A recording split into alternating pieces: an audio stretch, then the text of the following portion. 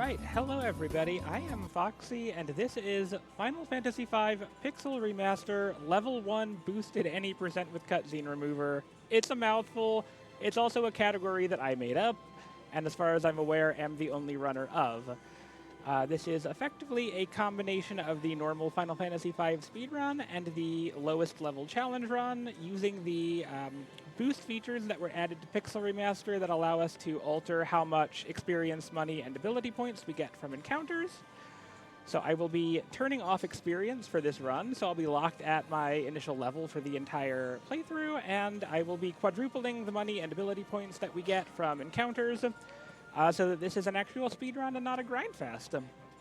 And lastly, I will be playing this with a cutscene remover mod that takes about an hour and a half of scripted event dialogue out of the game, otherwise known as no plot, only fast. And with that little intro out of the way, let's go ahead and get right on into the run, counting down in 5, 4, 3, 2, 1, go. So as soon as I start the game here, I'm going to change some configuration settings. Skipped about 5 minutes of cutscenes right there.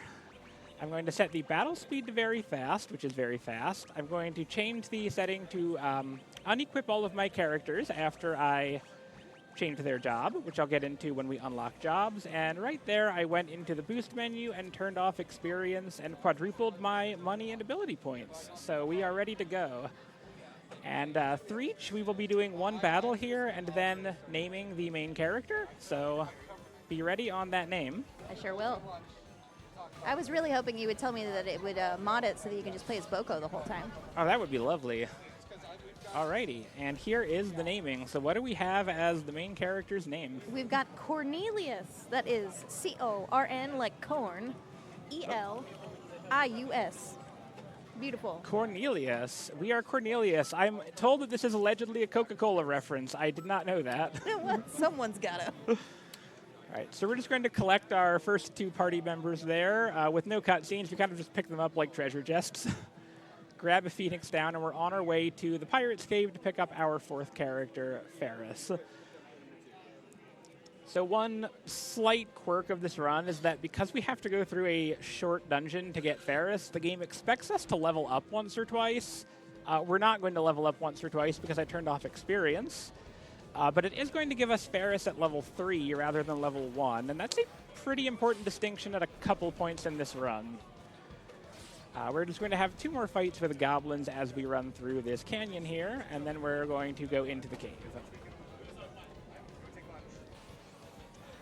Right. So while we're running our way through a pirate's cave, point out what the differences are in running this at level 1 versus the normal amount of underlevel we would be in any percent. Primarily at level 1, our HP is so low that everything after we get past the first couple of dungeons will take us out in one hit. So we really are very fragile. We also have practically no MP at any point in this run, so magic is less of a practical consideration in this run than a normal any percent run. And level in Final Fantasy V also directly impacts your damage, which is less relevant than the HP and MP because there's a lot of ways to win fights that either do such ludicrous amounts of damage that even at level 1 you'll overkill a boss, or just completely bypass the need for damage with an instant kill. So that's what we're going to be looking for in this run, and we're about to get to the end of this little segment here. We're going to be running away from practically every random encounter we come into. And here we are in the Pirate's Hideout. We're going to get our fourth character, Ferris, here. We're not going to see that because no plot, only fast. But we're on our way to the first dungeon, which is the Wind Shrine. So, Foxy, I have a question for you. Yeah, what's that? So Ferris is a pirate, right? Yeah, Ferris is a pirate. And how do you normally steer ships? With, me? Poorly. With a wheel? So does that make it a Ferris wheel? Oh, my goodness. Threach, I need to survive through this run. No, you'll be fine. Will I? Can you believe they let me off mute? Increasingly less. All right, so I'm grabbing a tent for safety there. At the end of this dungeon, we'll have our first boss fight, the Wing Raptor, which is a tutorial boss. This is from the ATB era of Final Fantasy, and what that means is that the game's battles flow in somewhat real time. Enemies can still get and take their turns as you're selecting menu options, and Wing Raptor is a pretty classic tutorial boss. He's just going to use an attack for... we need to click this.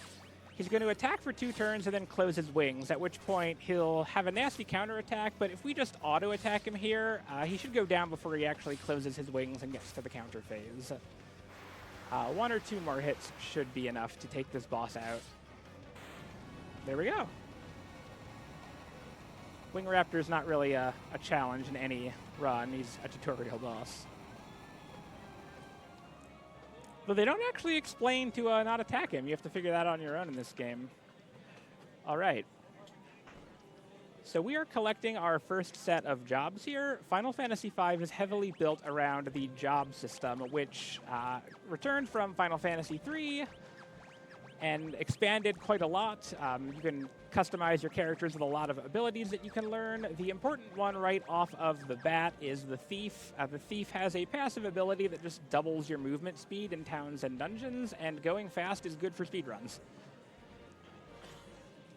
Now Threach, if we're blue and going fast, is that enough qualification to be Sonic the Hedgehog? I think based on everything that I know about Sonic the Hedgehog, yes. All right, so we are now Cornelius the Sonic the Hedgehog. I am picking up a couple of spells here. Wait. Okay. Yeah, Cornelius the Sonic the Hedgehog. Cornelius What's wrong? the Sonic the Hedgehog. Yes, that's okay. correct. Okay, as long as I'm clear. So we're coming into the beginner's hall. We're totally lying to this woman at the counter that we're beginners. So we are going to open this chest right here, and this chest is actually a trap chest containing a goblin, and that's important because we are using a blue mage here. Blue mages were introduced in Final Fantasy V for the first time. They are mages that specialize in enemy abilities, and to learn their skills, you have to get hit by them. So we just had our character get hit by a Goblin Punch there, and we've learned Goblin Punch. Goblin Punch is a spell that gets a huge damage bonus if the enemy that you're using it on is the same level as the character that's using it. Specifically, it does 8 times as much damage, and we're going to use that for a couple of quick kills in this run. I'm just collecting a few useful items here, then we're going to grab the key that we need to progress the plot and move on. But if you have anything to interject, Threach, we have a moment here. I mean, I always have interjections, just whether or not they're productive is a different thing. Lots of love in chat for you and for this run, and I just want to remind everyone that if you're interested in donating to benefit Assemble Pittsburgh, now is a great time for that. We'd love to see some more of that, and thank you to everyone who donated to name the main character in Final Fantasy V. We had a total of $40 going towards that incentive, so we really, really appreciate that. Everything goes to benefit Assemble. If you want to know more about it, Assemble is a community space in Pittsburgh's Garfield neighborhood that focuses on arts and technology, and they use hands-on maker education to help people learn and get creative. We're really excited to be raising money for them, so if you can, please consider making a donation. All right, and we are coming up on our first real boss fight right here, Carlibos, who is a big lobster. He is weak to lightning since he's a sea monster, so we're just going to hit him 6 times with the Thunder Spell. So you're going to see an important bit of tech that I use here called run buffering. Oh.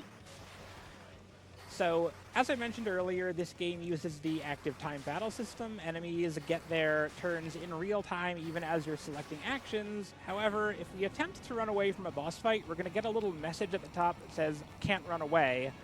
While that message is on screen, enemies don't actually get any progress towards their next turn. So we can use that to buy ourselves time to input commands without the boss getting a turn.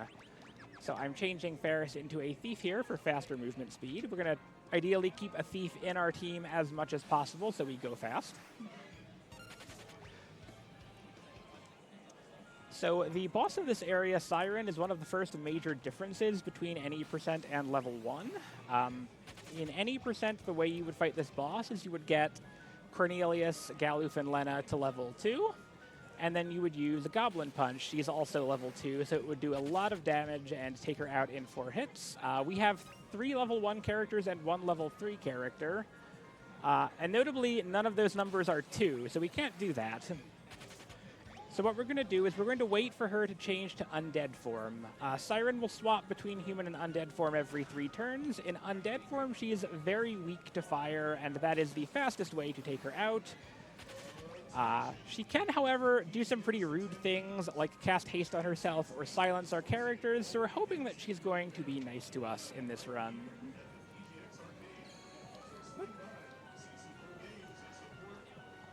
I will just be running through a few more encounters in this ship, so Threach, continue. Well, I would like to know, and this is just a question that I don't have the answer to, what is the difference between a tent and a cottage? A cottage is a full HP and MP restore, like you're staying at an inn. A tent is a partial HP and MP restore. Although we're at level 1, so a tent's actually a full HP and MP restore for the entire game, actually. That is very convenient.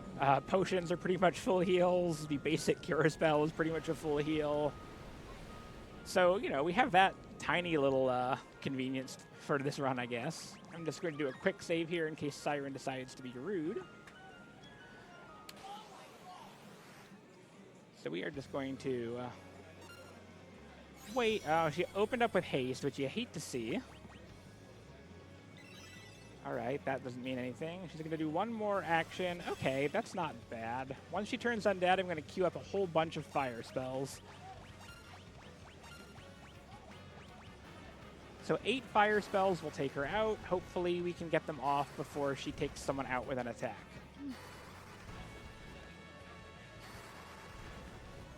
I'm not gonna lie, this is like the 3rd boss in the run and like probably one of the scariest. Although it doesn't look scary here because we got very good RNG. Even with a haste. Even with a haste, yeah. All right, good. I'm glad that fight went well. I don't even need to use that bonus tent I picked up. So we're gonna head out of here, and then we're going to swap jobs. Bartz is going to become our thief for now, and Ferris is going to be a black mage, just to get ability points where we need them. And we're going to head our way down to the town of Carwyn to pick up a few useful items. Look at this little guy. He's adorable. Threach, have you ever seen the concept art for Carbuncle in this game, by the way? Is it like the incredibly cursed Carbuncle? Because I just want Carbuncle to be cute. Well, there's the incredibly cursed buff Carbuncle, which is his actual sprite. And there's also like a concept art, which is the most Sonic the Hedgehog coded 90s design I've ever seen. He has sneakers. Why does he have sneakers? I don't know. So we are just here to pick up a few items. We grabbed an antidote down there in the barrels. We went behind the bar counter and stole the bartender's life savings in classic JRPG hero fashion, and we grabbed a frost rod there from that little hidden area. Rods are a huge part of the speedrun in Final Fantasy V. When a character is equipped with a rod, they will do 50% more damage with spells and abilities of that rod's element. But more importantly, you can break a rod to unleash a tier 3 elemental spell. So if we break that frost rod, it will actually unleash a Blizzaga, which is extremely overpowered at this stage of the game. Enemies are not designed around tier 3 elemental spells at this point. And in Pixel Remaster, we can actually take advantage of both of those things at the same time. We can hold a rod in our hand and break it from our inventory to get a tier 3 elemental spell with a 50% damage boost, which is crazy. And I believe that was done because this game actually has common code with Final Fantasy VI Pixel Remaster, and that's how rods work in 6. I did look up that Carbuncle concept art. It is ridiculous, is it not? It's straight out of Metroid. Yeah, a little bit. It's like if Sonic the Hedgehog was a Dragon Ball Z character. Wait, you're implying that Sonic the Hedgehog is not? I never said that. All right, and here is our next boss, Magisa. We're just going to be hitting her with that frost rod we picked up in Carwyn. So this is just going to be a one turn and it's done fight. There we go, boss defeated. Who needs levels?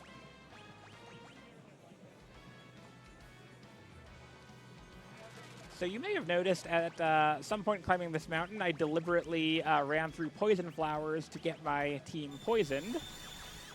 And that is to set up for our next boss fight. One moment here while I change everyone's job. So now it's time to talk about the Knight. The Knight has a very powerful strategy they can use called Cover Guard. Guard is the Knight's special ability. It allows them to negate any physical damage they would take until their next turn, and Cover is a passive ability that they have, which causes them to jump in front of any physical attack that is targeting a character at low HP, exactly like Cecil's ability from Final Fantasy IV. With these two abilities combined, if you have a Knight and a team of characters at critical HP, you can block all physical damage to your entire team. And our next boss is going to use nothing but physical attacks, so we can completely neutralize his damage output with this. And that's huge, because this boss not only attacks, he counterattacks a lot. This boss is also one of the major places where Ferris starting at level 3 rather than level 1 is relevant, because this boss is also level 3, so we can have Ferris Goblin Punch it for a huge attack boost. And I am going to be climbing 10 floors of a tower, so this is going to be a lot of running away. So once again, Threach, what have you got for us? Gosh, I've got so much. I've just got enthusiasm and happiness to lead us through the day. I also have a $5 donation from Foxy's Cryptid Hublet. He says, "Hi, wifey. Is game doing quick? Signed by your Cryptid Hublet." Okay, so best moment of all time. I was like watching like a speedrun marathon like a couple of years ago, and my husband just like walks into the room, more like bursts into the room, and just yells, "Did game done quick?" So good. It was an amazing moment. While we're running up the tower, I do have a little bit more info. I want to let everyone know we just opened up our community bingo goal for the Legend of Zelda Breath of the Wild run coming up later. Because one row of bingo is not enough, we are going to make Katie Shesko complete a community-selected goal before her run ends, and you can help us pick which one. Make a donation and apply it toward the goal of your choice, which could be Blessed Flint Meal, Don't Wear 6 Pants, Good Enough Ganon, or Register a Stall Horse. You can choose. Make a donation, and don't forget to apply it toward those goals. Did I hear "don't wear enough pants" in there? No. You heard don't wear 6 pants. Don't wear 6 pants. Okay. Which goals, I guess. Generally don't, I feel. Generally. So one of the nice things about running this on Pixel Remaster is the addition of Auto Battle, which will just repeat your previously selected actions with each character with some limitations. But that means for a boss like this, we can set the commands up and then just let the fight auto battle, which is great for hydrating during the run, because this run is 3 hours long. And there is Gorilla. So we saw exactly what I said here. The Knights just completely took all of the damage for our team. We love a built-in hydration break. I absolutely... It's you know, interesting, because, like, Original 5 has, like, built-in hydration breaks in the form of, like, spots where you're forced to wait, and like Pixel Remaster removed all of the waiting but then added in auto battle, so kind of balances out. They were like, we'll be merciful this one time.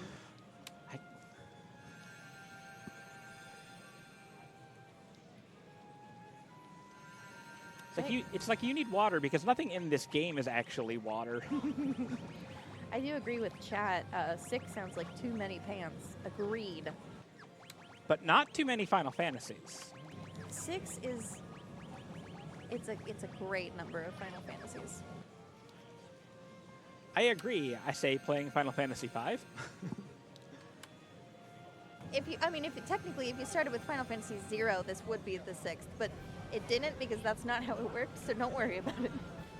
I mean, that's not how it worked in the 80s. I feel like that's how modern Square Enix naming works.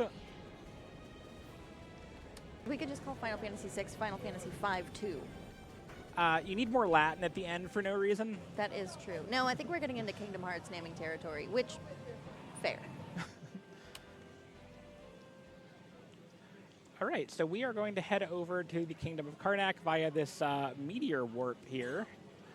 I unlocked a whole bunch of other jobs, the most important of which for the immediate future is Red Mage. Red Mage is the jack of all trades, master of none. They get a bit of black magic, a bit of white magic. More importantly, they're another rod breaking job. In order to break a rod in Final Fantasy V, you have to be able to equip a rod. In any percent, we'd use Black Mage because of their high magic stat, but since we're too low of a level to actually realistically one-shot things in this run, we're just planning to two-shot, and at that point, the Red Mage has better agility than any other mage, so they're more likely to not get a bad initiative roll. Which I should point out is a big difference between Pixel Remaster and the original version of Final Fantasy V. In original FF5, turn order is completely deterministic. In Final Fantasy V Pixel Remaster, it's not. So we have some RNG to deal with in terms of turns. We're buying a Flame Rod here, and we're immediately arrested on suspicions of being a werewolf, by the way. Actually, what's happening, I'm not making this up. No, that fully tracks. We're meeting Sid. He's going to get us out of here. This castle's on fire, by the way. This is fine, right? Everything's fine. This is fine. Does this look fine to you, Threach? I'm like, yes, but in a very real way, no. Are we a werewolf in this game? No, we're Cornelius and Sonic the Hedgehog. We've established that at the start. Are you sure we're not Cornelius the Sonic the Hedgehog the wolf? You know, I haven't actually looked into the lore that hard. I'm sure there's fan fiction about it somewhere. Chat, let me know if Cornelius and Sonic the Hedgehog is actually a werewolf. All right, we are selling a bunch of stuff. We're selling armor. Who needs defense? We're level 1. We're going to die from anything anyway. Alrighty. I play one-hit KO games to feel alive. Oh, actually, I need to go take out a pack of wolves real quick. So this is our first grind section of the run. This forest here always has groups of 5 wolves. We're going to take them out with flame rods. Okay, don't be rude. Please? These are very rude wolves. Good thing I have that tent from earlier. I feel like we're not a werewolf if real wolves are attacking us like that. Maybe we were all the I'm not even going to finish the thought. You know what? It doesn't. Those were rude wolves. Rude wolves are worse than werewolves. But not worse than rude werewolves. Can you imagine a rude oh my gosh. That's like just the worst of both wolves worlds. Yeah, you doing okay there? No, words are hard. Reach. All right. So I am buying 11 more flame rods here, and what we're going to do is we're going to come out into these woods, and we're just going to, you know, as these wolves are rude, so I'm going to take out 11 groups of them with fire, just to make sure that they know not to do that again. So we have a huge stretch of this for right now. So anything you've got, Threach, this is a huge time for it. I appreciate I'm that. going to be counting to 11, which is very difficult. That, honestly, math during a speedrun is one of the hardest things to do. Yeah, so folks, we do have our community bingo goal open for The Legend of Zelda Breath of the Wild that Katie Shesko is going to be running later. So you can help us select one of the goals that are available there. And folks, I'm looking real hard at Don't Wear Six Pants. There is just something about that really tickles my brain. And honestly, we should make one of them happen. You can do that through a donation. Just remember to apply your donation toward the specific goal that you want. And every donation that you make goes to benefit Assemble Pittsburgh. Assemble is a community space that's based in Garfield here in Pittsburgh, and their mission is to build confidence through empowering young people and adults alike. And it's a place where artists, technologists, and makers can come together with the community. If you've never been to the Garfield neighborhood, it is very art forward, it's very community focused. They do a lot of different events, including their First Friday walk, which is so much fun. I've been to plenty of those, especially back when I was living on that side of the city, and I love the First Fridays. You can go into Assemble during the First Friday. It's just the first Friday night of the month, and check out all of the exhibits and the art space that they have available for folks to do an exhibition and show off their creation, their art, and their passion. We're really, really excited to be raising money to benefit them. They have all sorts of programs. They have an after-school program for kids to go and participate in science, technology, engineering, math, things like that, and art programs. And right now, during the course of PGX, we are going to be raising money to help offset some of those costs for kids to be able to attend that after-school program. We are super enthusiastic about doing this. We're really excited to benefit them, and we are already making a huge positive difference toward making that happen. All right, I think we have like 1 or 2 more of these left. You know, in all things considered, as far as RPG speedruns go, this is not even remotely like anything as far as mandatory grinding, but like it feels like an eternity compared to everything else in this run. You know, everything else here goes so fast that like having to do 11 random encounters feels like the slowest thing in the world. Yeah. It's like, oh no. But, you know, it's like the saying says, inside you there are 55 wolves, kill them with fire. I think that's what it was. I think I remember that from when I started college. I think that's what they told me during orientation. Yep. All right, so we got a lot of money, thanks to the quadruple guild that we've turned on. So I'm going to buy 9 frost rods and 20 flame rods and a couple of actual spells that aren't just rods I'm going to explode on things. Specifically, I want the sleep spell, which is black magic, and the mute spell, which is time magic. Both of those will get used a lot later in this run. Do you have a favorite class or a favorite job in this? Mystic Knight, which we don't use in the speedrun. No. Oh, Mystic Knight is great, though. Although I do use it for the super bosses, which we're not doing here. I was so excited that I got to route in Mystic Knight for that. Yeah, I love any RPG class that's here. Like, make your sword magic. I do think that's really cool. And if you've played Final Fantasy IX, Yes. right? Yeah, the mixture, I guess, or the combination of Steiner and Vivi and being able to use that. It's cool to see. They give you that at the beginning of the game, and then you never have Steiner and Vivi in the same game till the end, and you completely forget that's a thing you can do. And then at that point, it doesn't matter. At that point, it doesn't matter. Like, that was a design choice that they made.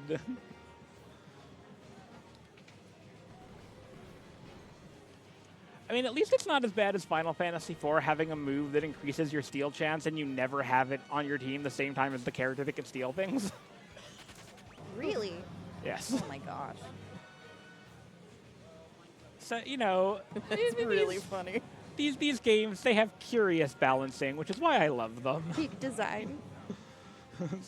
Absolute peak RPG design. If everything is broken, nothing is.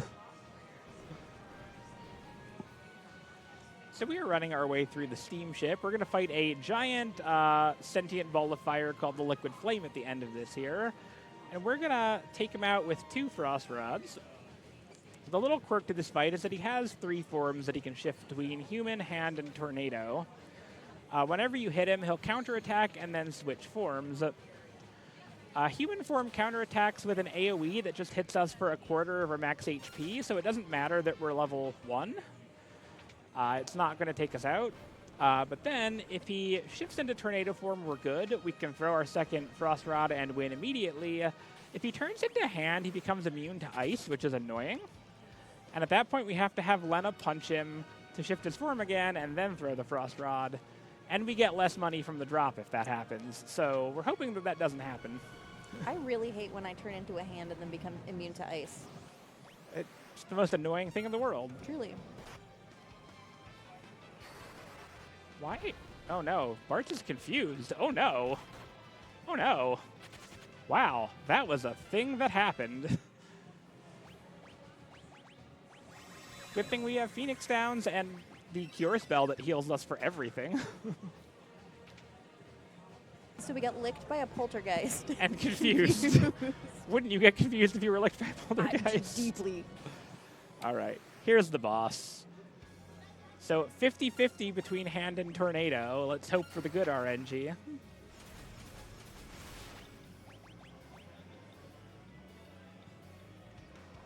There's the counterattack. It's going to do almost nothing. Of course it's the hand. Who's he going to take out? Okay, that's fine. All right, now we can throw our second Frost Rod. I was hoping for a tornado, but that never happens live. No, of course not. We all know what marathon luck is here, right? Fortunately, there is like a free like heal revive point right after this, so it doesn't matter if anyone goes down.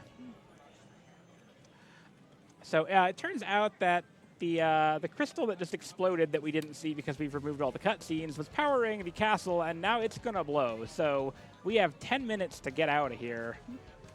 I don't know if we'll make it. I don't know.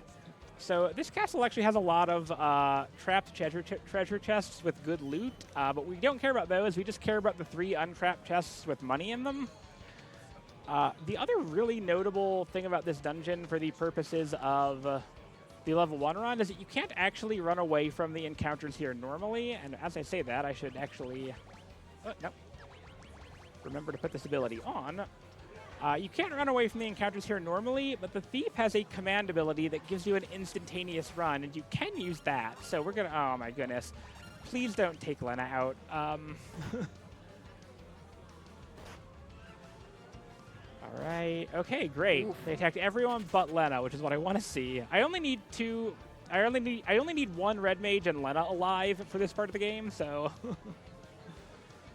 as long as Lena and 1 red mage survive, we're good. Run, cheese it. That wolf will actually just run away from you if you wait, but it's faster for us to run away from it. Inside you are 55 wolves, a red mage, and Lena. Oh my, how did those all fit? We don't ask questions. All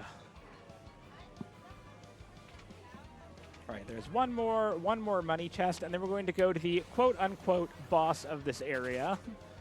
The boss is actually going to look like one of these encounters with the guard and 3 wolves. The guard in this case is actually the boss who will reveal himself when the wolves get KO'd.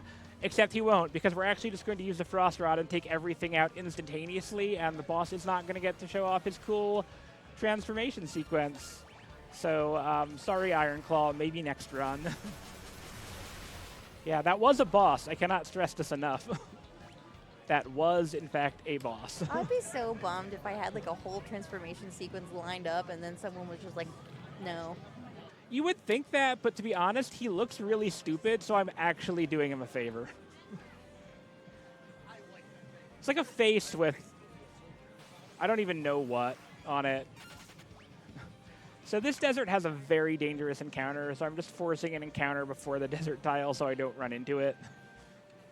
I just had to look up that boss, and it does look really dumb. It does. It looks dumb. Awful design. It's the worst design I've ever seen. Oh, my gosh. Look up Ironclaw in Final Fantasy V, chat, if you don't know what we're talking about. Give us Sneaker Carbuncle instead. Sneaker Carbuncle is so much better than Buff Monstrosity Carbuncle. And it's weird, because like when you summon Carbuncle in this game, it's the normal cute design, but when you fight him, like he's hit the gym. I don't know why. It's really jarring. We won't see either of them, but, you know, it exists.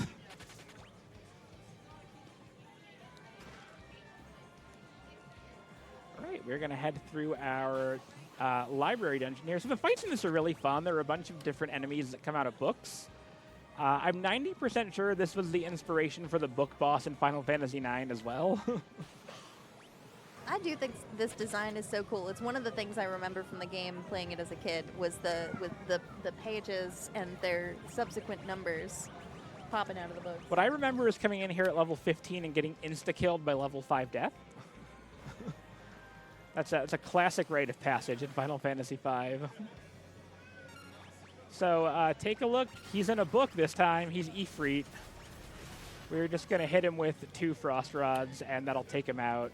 Did you see that Reading Rainbow is coming back? I did not. I'm so excited.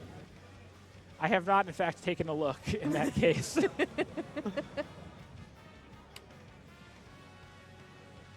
And we have defeated Ifrit and gained the use of his powers, which we will proceed to not use for the rest of this run. I'm sensing a theme here. Look, do you think we have enough MP to cost Ifrit in this economy? Ferris actually does, to be honest, but we're still not going to do it.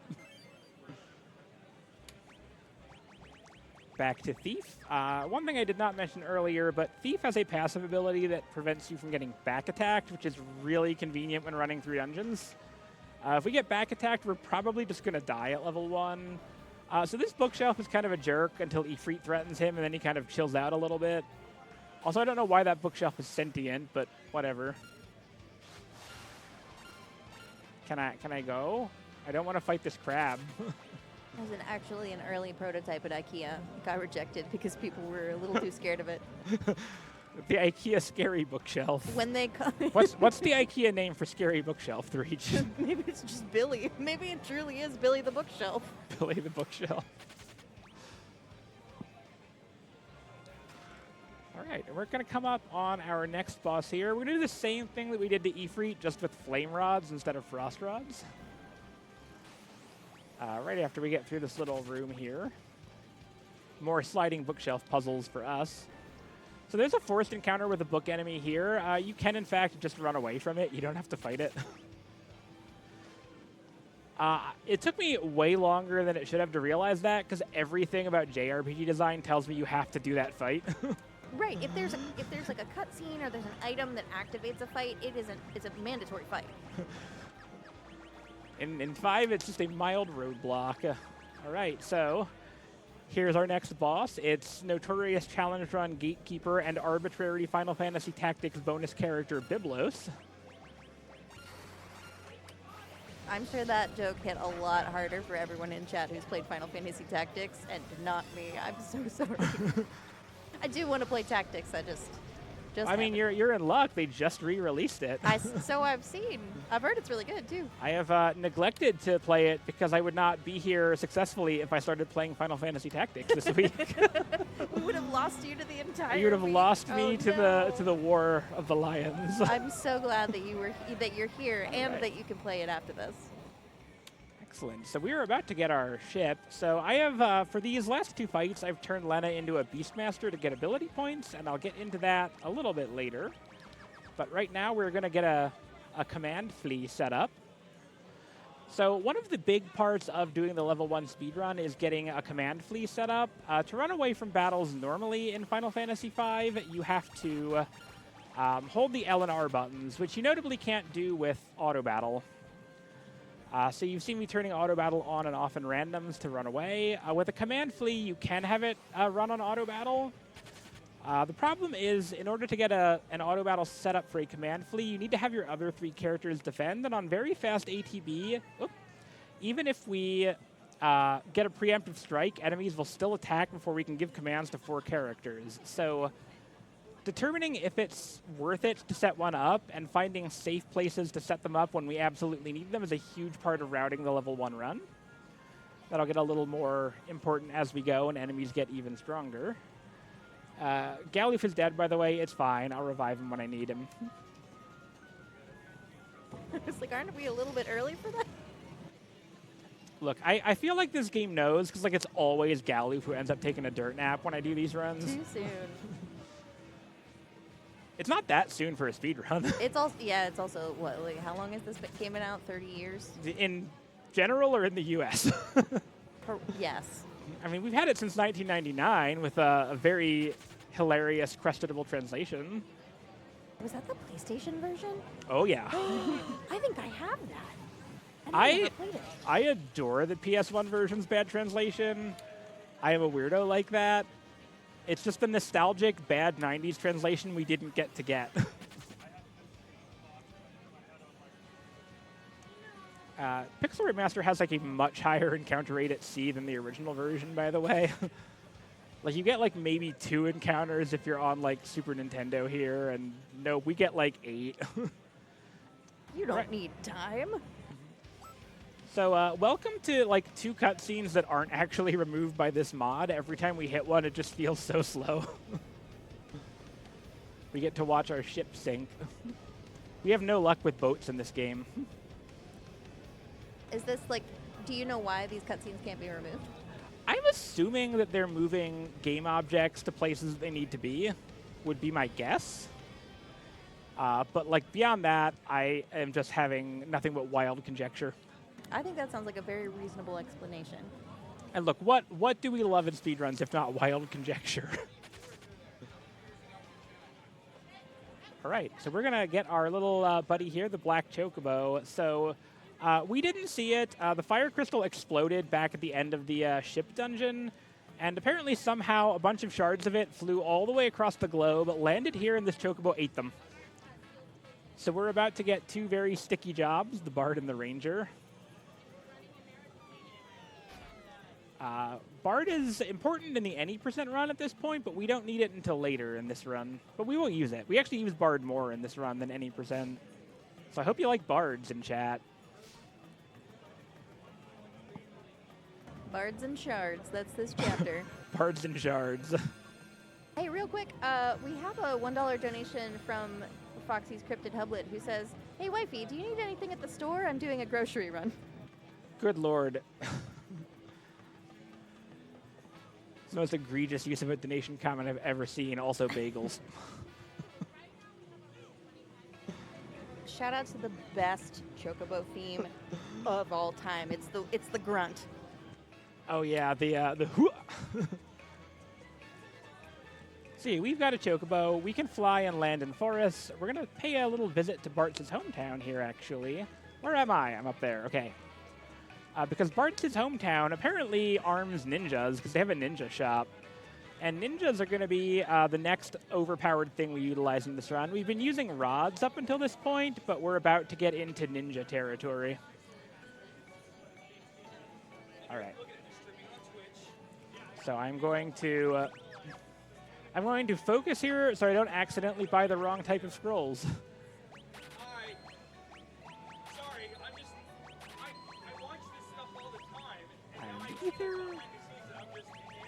All right, and we're going to buy 19 water scrolls, and we're going to buy lightning scrolls.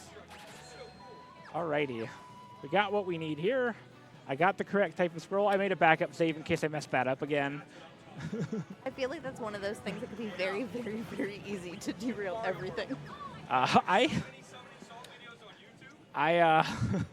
made that mistake in one run and had to, on the fly, come up with the jankiest backup I've ever had to do.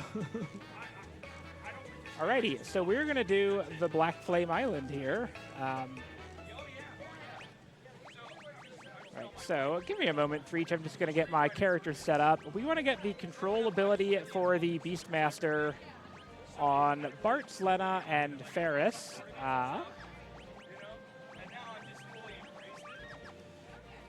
So this is a good time to talk about stat transfers. So one of the things in Final Fantasy V is when you give a character a command that they've learned from a job, you don't only get that command, you frequently get stats to actually use it.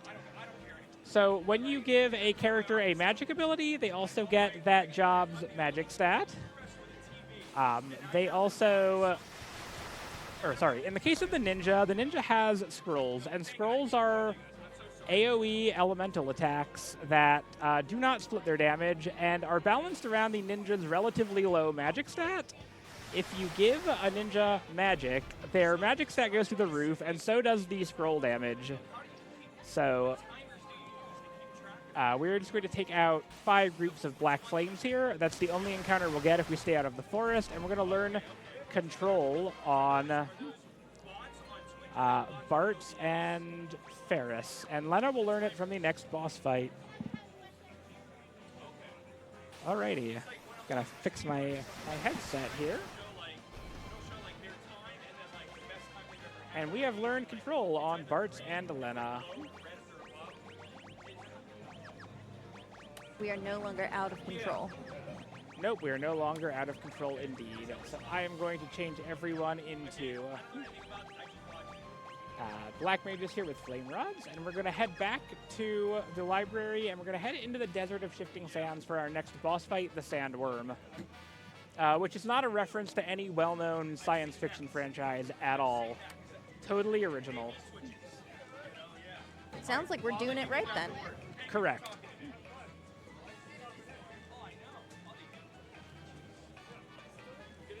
we're flying across an ocean on a bird. I cannot stress this enough right now.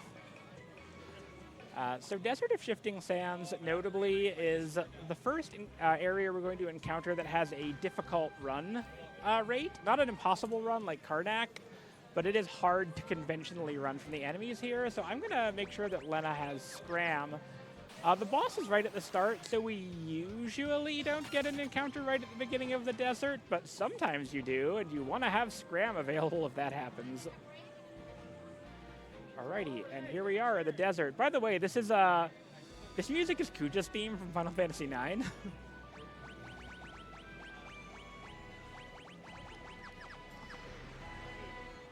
Alright, and we're going to fight a worm. So the gimmick with the worm is it's going to come out of one of 3 holes in the desert, and we're supposed to just attack the hole with the worm in it. If we attack any other of the holes, they will counterattack with gravity, which cuts our HP in half. But crucially, all division in Final Fantasy V rounds down.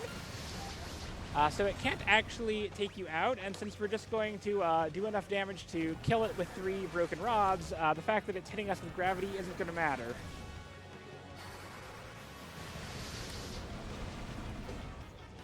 And I'm going to just get some hydration here. A little bit of water wouldn't kill me. It will kill the sandworm, though. It's a tough life being a sandworm. Look, Sandworm will die in 1 hit to Aqua Breath if you have it. It's lore accurate to the sci-fi franchise. This definitely isn't ripping off.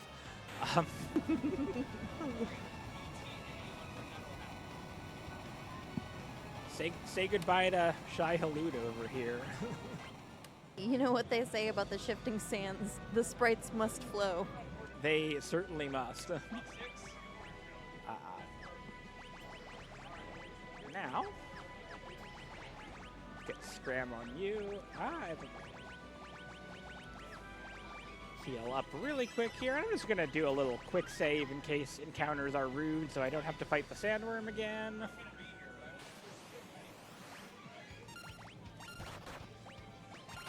All right, probably fine. I didn't get a full setup there, so I gotta be... we definitely don't want Ferris to go first, or she'll break another rod pointlessly. Bart's is taking a nap. It's fine. He's just tired. He's had a long day. Like, he's taking a nap, but not on the screen. He's perfectly capable of walking when we're not fighting. I think he's just lazy. I think he's just faking sick here. Oh, no. He just does not want to deal with these chimeras. Yeah, we don't know this because we haven't seen any cutscenes, but this entire game we've been trying to catch up with the King of Tycoon, who we finally meet right here, and he just drops us into this airship hangar. Call this an emotional roller coaster tycoon. An emotional roller coaster tycoon? My goodness. I'm so sorry. I don't know why they let me talk. You know... Well, you don't have to. I have some choice words, but we're on stream, Threach. Is this how your roller coaster tycoons normally look, Threach? Because this is how mine normally look. If you don't set up the shuttle loop to just go as fast as possible and beat people into the air, have you really played Roller Coaster Tycoon? Going as fast as possible is what we do here, is it not? That's true. And if the shuttle loop is blue, it's shuttle loop the Sonic the Hedgehog. Correct. Cornelius is now a shuttle loop, I suppose. Cornelius, the Sonic the Hedgehog, the shuttle loop. Yes. We're getting there. Correct. The werewolf? That's where we draw the line. The werewolf is questionable. Did we get any confirmation from chat? Does anyone know the werewolf canon for this game? We have no cutscenes. Like, we can't disprove you. Lack of proof is as good as an admission. So honestly, I think we could probably just say yes. Where am I going? Hank, we need to go down here. We accidentally dropped Sid and Mid down here with us, but that's convenient because they know how to make this airboat work. All right, time to actually revive Bart. So here we're gonna see Ninja Squirrels in full action. We're just gonna make everybody a ninja with black magic, and we're gonna fight this next boss, who is literally just a palette swap of Carlibos that we fought in the canal earlier. We're just going to hit like 2 lightning scrolls and he's going to die, even though we're at level 1.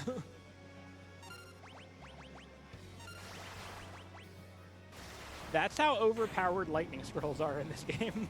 Unbelievable. We are level 1 and we are just throwing ninja scrolls like a champ.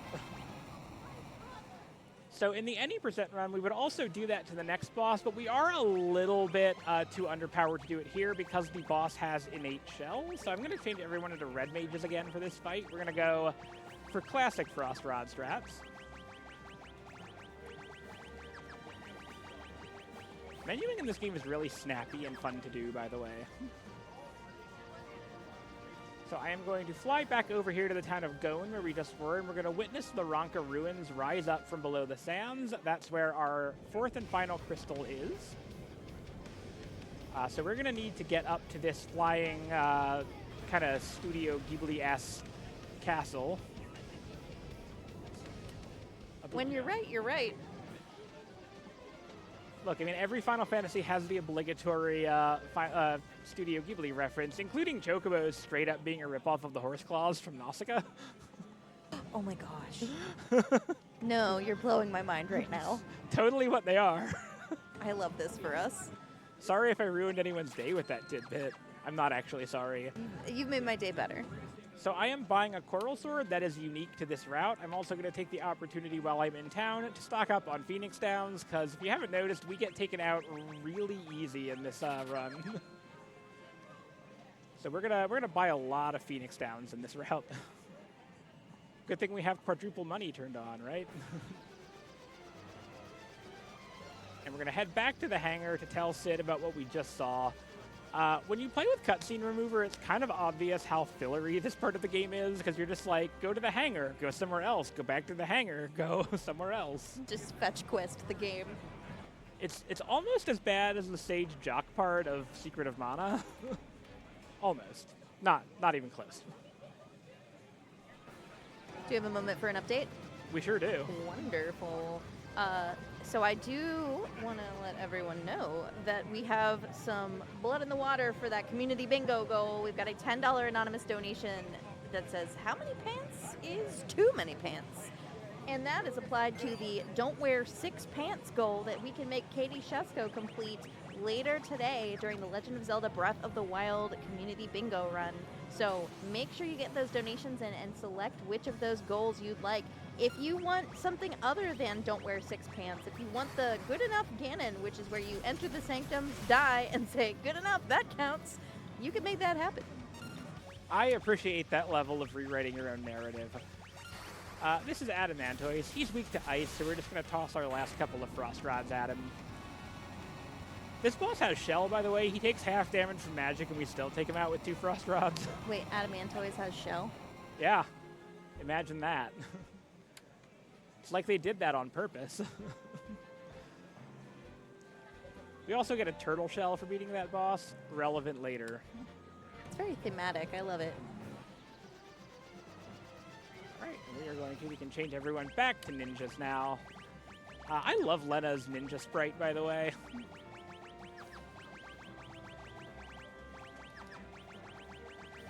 Later on, we get Kryl, who has a shuriken as a hair accessory, which I absolutely adore. I love that. That is so fun. I would love a hair shuriken. All right, and now we can go higher up into the sky, and we're going to take out the fortress that we saw rise up into the air earlier. Has a defense system, which we're going to take out. There's 4 pairs of side cannons, and then the main gun. We're going to throw lightning scrolls at them all. We're going to unlock the power of ninjas throwing magic. 3 scrolls, and these launchers go down before they even get a chance to do anything. I cannot believe the lightning scrolls. That's incredible. Yeah, it's absolutely ludicrous how much damage ninja scrolls do if you have magic on your ninja. They're also way less affected by level than most things in this game, which makes them super convenient for level 1. You know, in any percent we'd be doing about 1,500 damage there, which isn't all that much different.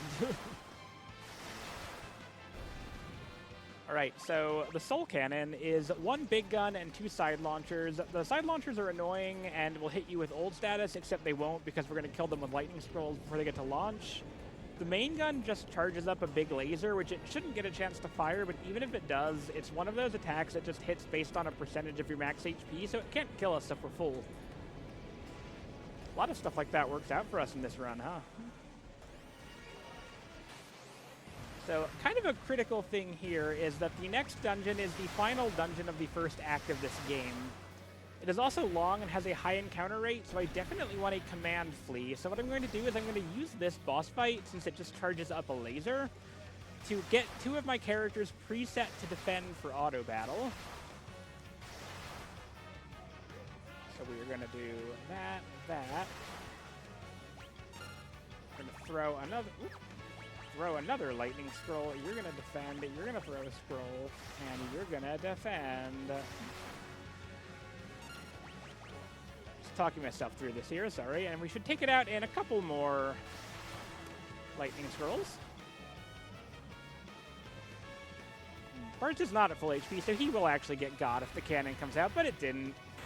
Even at level 1, we take this thing out before it gets to fire. It's like a budget Death Star. Good.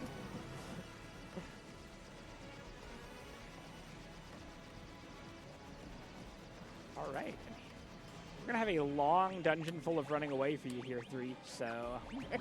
I'm just thinking the Death Star at home. We have the Death Star at home, Soul Cannon. And on Soul Cannon, what is it? Iron Claw is just like standing out for Iron Claw is like, his dad got him into this game, like... Oh, Iron Claw's a Nepo baby. I love that for us. Just reminding everyone... Sorry, that's really funny.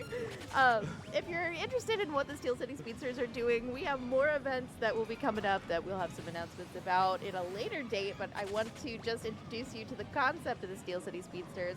New organization, and we are a collective of runners in Pittsburgh and surrounding areas who love going fast and breaking games. I should tell you, those are speed runners, because you are not going to find me jogging out there anytime soon.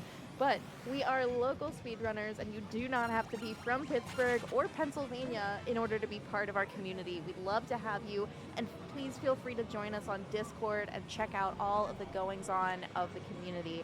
We're so excited. We were at TechoCon earlier this year, back in, I think, July, or earlier in the summer, and we got to do our first ever live event there. We're now back here at PGX for our first truly fleshed out event.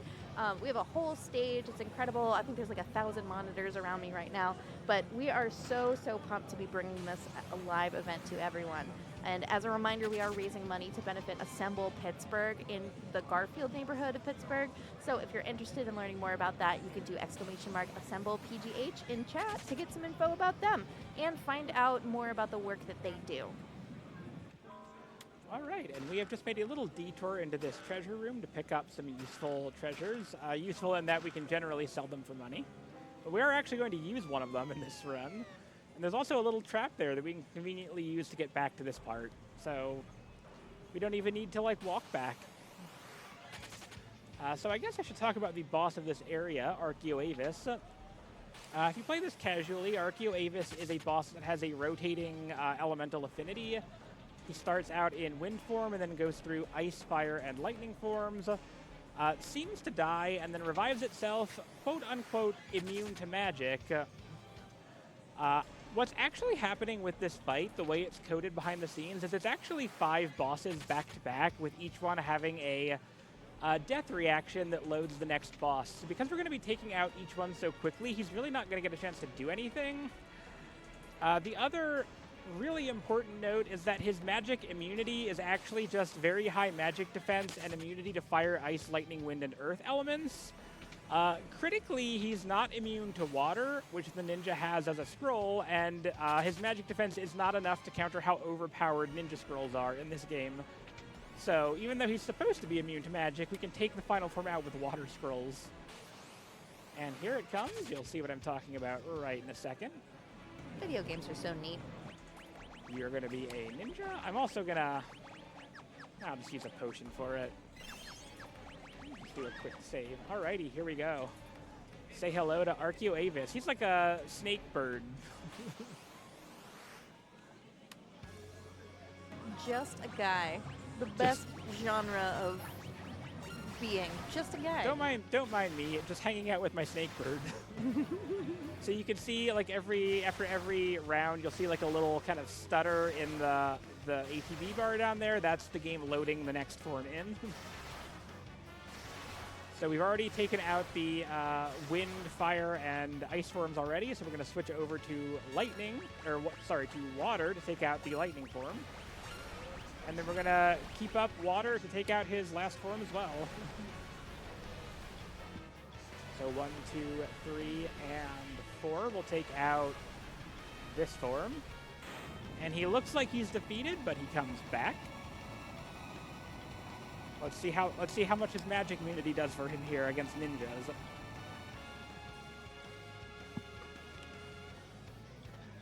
Such energy. So this is the true power of the crystals. Final Fantasy really just loves making ninjas overpowered, to be honest. And, like, the hilarious thing is they're not even, like, the most overpowered thing in Final Fantasy V. They're just, like, regular overpowered on a scale that goes to disgustingly overpowered. We love breaking a game, though, honestly. There are so many ways to break Final Fantasy V. It's what's so fun about it. There are actually ways to break this boss that involve, like, forcing it to, like, just die after the first form and not load the others. They're just not really speedrun viable. But you can make that happen. The game gets very confused about it. I also really appreciate that the developers of Pixel Remaster are extremely committed to just keeping all of the broken stuff intact. This is the only game that I've ever seen that's patched broken things back in. Especially compared to the other Pixel remasters as well. Yeah, it's like, oh, shoot, this really overpowered thing doesn't actually work correctly. We better fix that. Oh, no. So a whole lot of stuff happens there. We saw none of it and got jobs. Specifically, we have Samurai and Chemist now, which are the backbone of a lot of the rest of this run. So I will start out by talking about the Chemist right after I focus on doing this menu here. And revive Lena. She got a little sleepy there. Chemist. Not a Dragoon. They don't do anything in 5. I love Dragoons. They made them so bad in this game. Oh, but they look so cool. They do look cool. Lena's sprite for it is really awesome. Alrighty. I know this island. This is Prototype Island. Oh. What did you think it was?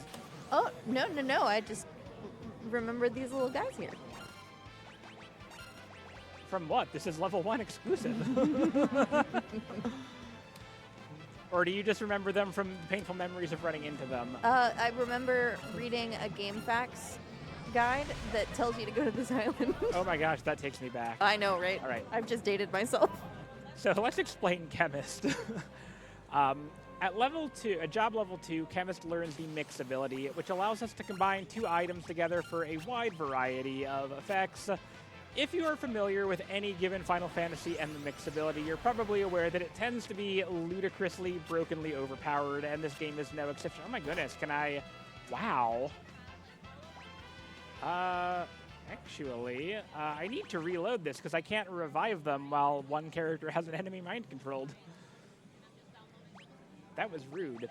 So yes, Chemist has the Mix ability, which allows us to do incredibly broken things. The most immediately relevant in this run is going to be the Death Potion, which we get by mixing a Phoenix down in the Dark Matter, and that's just going to instantly kill anything that doesn't have immunity to instant death. Which it turns out includes a lot of bosses in Final Fantasy V, actually. This is horrendous RNG. The thing about Dark Matters is they're pretty hard to come by. So we're coming to this island here. These prototype enemies have a 100% drop rate on Dark Matters, and we're going to need to get 8 of them in the run. We get 2 of them as drops from bosses. We actually got 1 already from Discount Death Star up there. I'm just going to quick save between all of these for safety. And we'll find one in the chest in the final dungeon. So that means we need to fight 5 of these to get the dark matters we're going to need to do this run. So these enemies are really tough and dangerous, even if you're appropriately leveled for this point in the game, which we are decidedly not. But fortunately, we learned the Beastmaster's control ability on everyone, so we can take control of it and make it self-destruct. These enemies also, by default, give 4 ability points, which at level 1 with quadruple ability points gets multiplied to 16. So we can learn abilities really quickly here. So after 3 of these encounters, we're already going to have Mix on Bartz and Ferris. And then we're going to swap them over to Samurai, and Lena should be able to learn the Vigilance ability on Thief, which is the passive ability that stops us from being back attacked.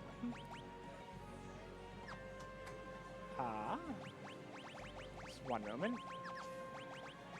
Which is something that we wouldn't even get close to getting in, any percent without the quadruple ability points. So we're going to do 2 more of these, and then we're going to go on to our next slate of bosses. Control is a 40% success rate, by the way. I am having very much marathon luck right now.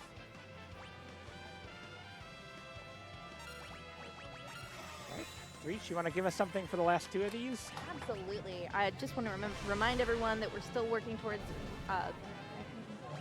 racking up, I was trying to think of the right word for it, building up the community bingo goal, which we're raising money for under the Legend of Zelda Breath of the Wild that is upcoming. And again, this is because just 1 row of bingo isn't quite enough for a marathon. We want to make Katie Shesko suffer by running a community-selected goal before the run ends. And you can help us pick which one. Again, those options that we have available are don't wear 6 pants, which is currently in the lead, the Blessed Flint meal, which is where you cook and eat a meal of flint, fairy, and a star fragment, the Good Enough Ganon, or registering a stall horse. All of those are definitely going to be challenging, and we would love to see some donations to make one of those happen. Again, don't wear 6 pants, currently in the lead, but you could change that with an $11 donation. Right, so I am taking a little pit stop here to restock on Phoenix Downs. I just had to use a lot of them right there. And we need a couple of them for mixing as well. So at this point, you may have noticed Galuf's not in our party. He's fine for now. He pulled a Poochie. I have to go now. My planet needs me. So we're going to try to figure out how to follow him to his own planet. Galuf's an alien, by the way. Bet you didn't know. Surprise! But then we're going to go to his world, which makes us the aliens. Cornelius, the Sonic, the Hedgehog, the possibly werewolf, the alien. We're a lot of things right now. Life contains multitudes. It does. Speaking of multitudes, we're going to fight a bunch of bosses at once. Specifically, we have the Meteor World Tour. We're going to have to go to every meteor in the world and fight a boss, which doesn't sound like filler content to me at all. This first boss is 6 Parabolos, alternately known as the Bomb Squad. The catch with this fight is you have to take them all out at the same time, or else they'll revive the others. And we're going to get to see what the Samurai does here. And the Samurai throws money at things to make them go away.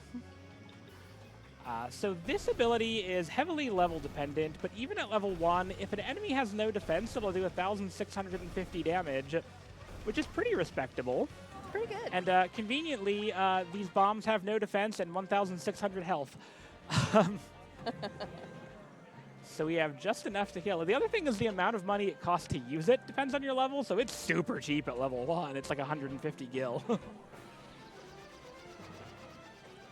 You know, one of the things I really love about the Final Fantasy games is the character development, and I think they did such a good job with Sid in this game, but his grandson is mid. He sure is. He sure is, Threach. So we're going to come up on our first boss that we're going to kill with a death potion here. There's a catch, though.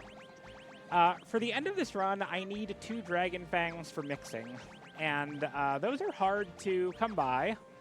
But conveniently, we can actually steal one from this boss.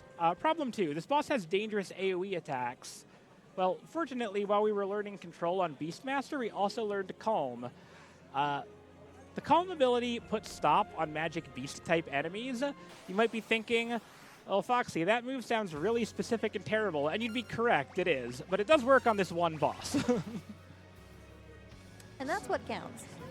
It is. So, oh, we got a first try steal. I love when that happens. And now we're just going to hit him with the death potion, and it'll go down in one shot. I had a practice run where it took like 7 tries to steal that Dragon Fang. That's brutal. It was brutal, and I was like half expecting to then also get the 1 in 32 chance of the Wind Spear over the Dragon Fang, and I was like, if that happens, it'll be funny, but it did not.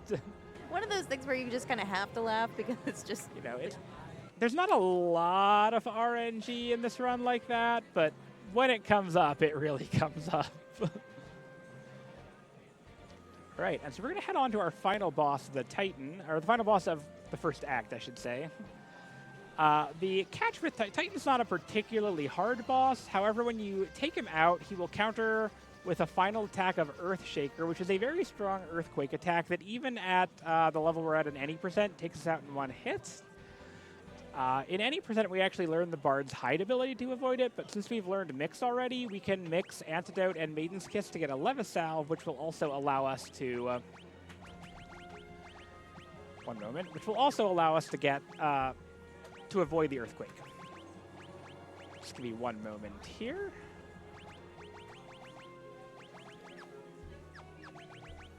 Gotta do a setup.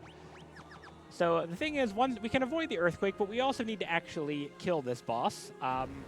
In any percent, we'd use a Gill Toss, but because this boss has actual defense, we can't do that. So we need an alternate strategy.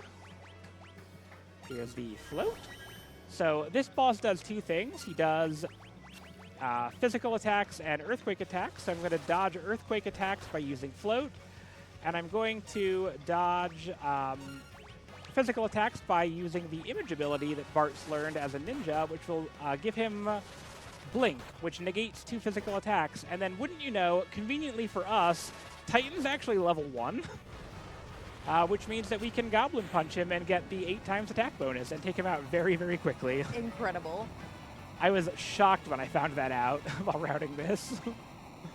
I did not know he was level 1. That's bizarre. Like, why? Probably so you can't Goblin Punch him. Yeah, Well, joke's on you, developers. I've beaten you at your own game. So everyone but Bart gets KO'd here, but that's fine. We need to use a 10 to advance the plot after this anyway.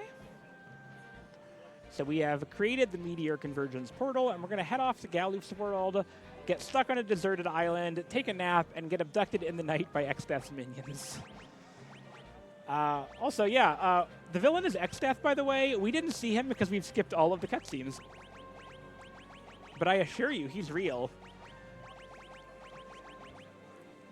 He is also apparently Evil Tree Golbez. I love an 11th hour secret big super boss. And that's just, it's such a Final Fantasy, like, chef's kiss. This isn't like 11th hour. This is like halfway through the game. He's been eluded. This isn't like Zeromus level of like, who the heck is this? You're supposed to care about them the entire time. Actually, yeah, you're right. This is pretty lenient in terms of boss exposition. I mean, we don't know who the antagonist is at first. It becomes clear as we like investigate the crystals. I mean, it's not like, you know, like 6 and 7 like introduce their villains early, but it's not an Ultimecia situation here.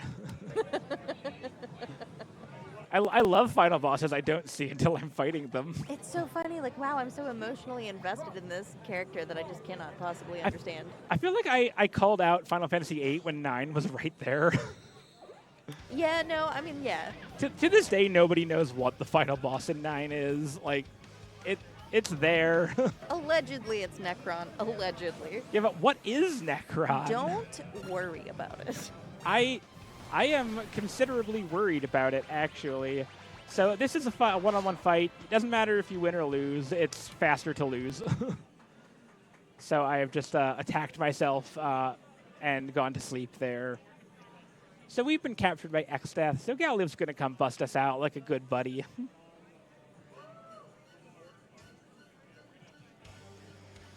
And we're gonna get introduced to a very iconic Final Fantasy character here in a moment. I'm just gonna get Cornelius's items from this treasure chest.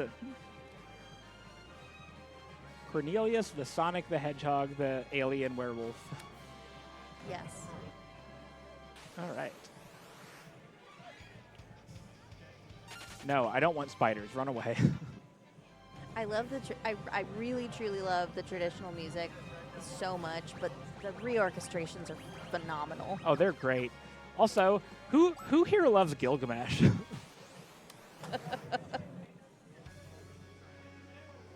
Oh dear.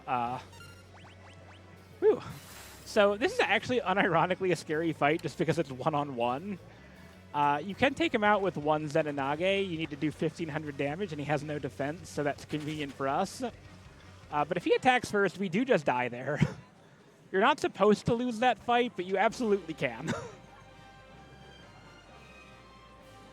So we're coming up on the second, more proper Gilgamesh fight on the Big Bridge, and if you are a fan of the Battle on the Big Bridge music, we're about to come up on it. My personal favorite rendition of the Battle on the Big Bridge music is the one where they use the sound font from Titus's Laugh, but it's like a MIDI adaptation of Titus's Laugh for Final Fantasy X, and it's the whole, it's so good. It's so good. Sounds like the most cursed thing ever, Threach. I'm not going to lie to you. No. It's art. Right. It's beautiful. It's everything that should be. I have my doubts about that.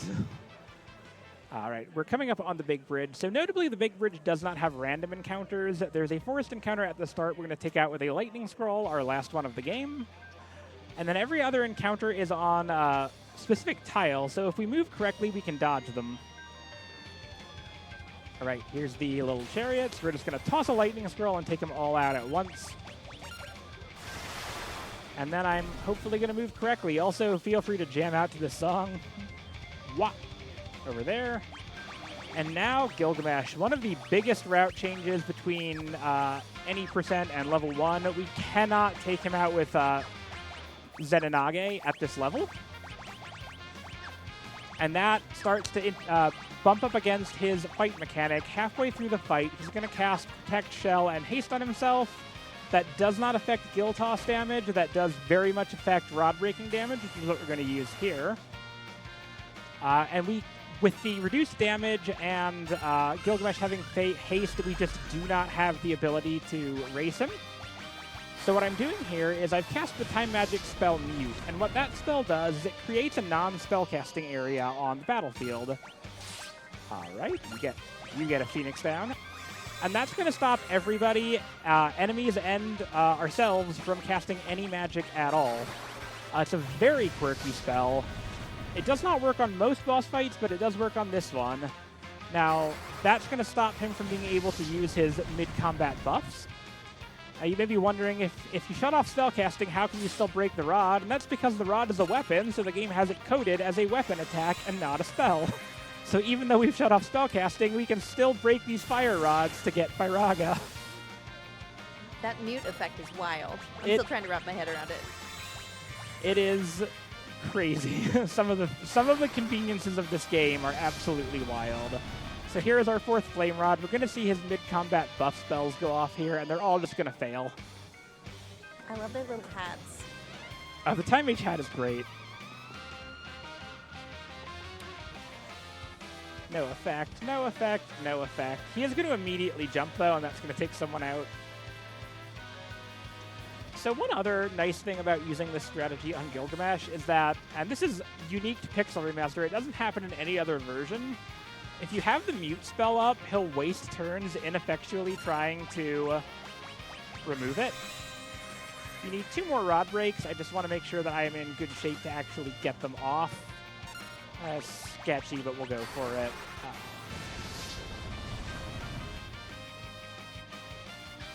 This fight's actually pretty tense. All right, okay, fine. Be like that, Gilgamesh. This one should be it, though.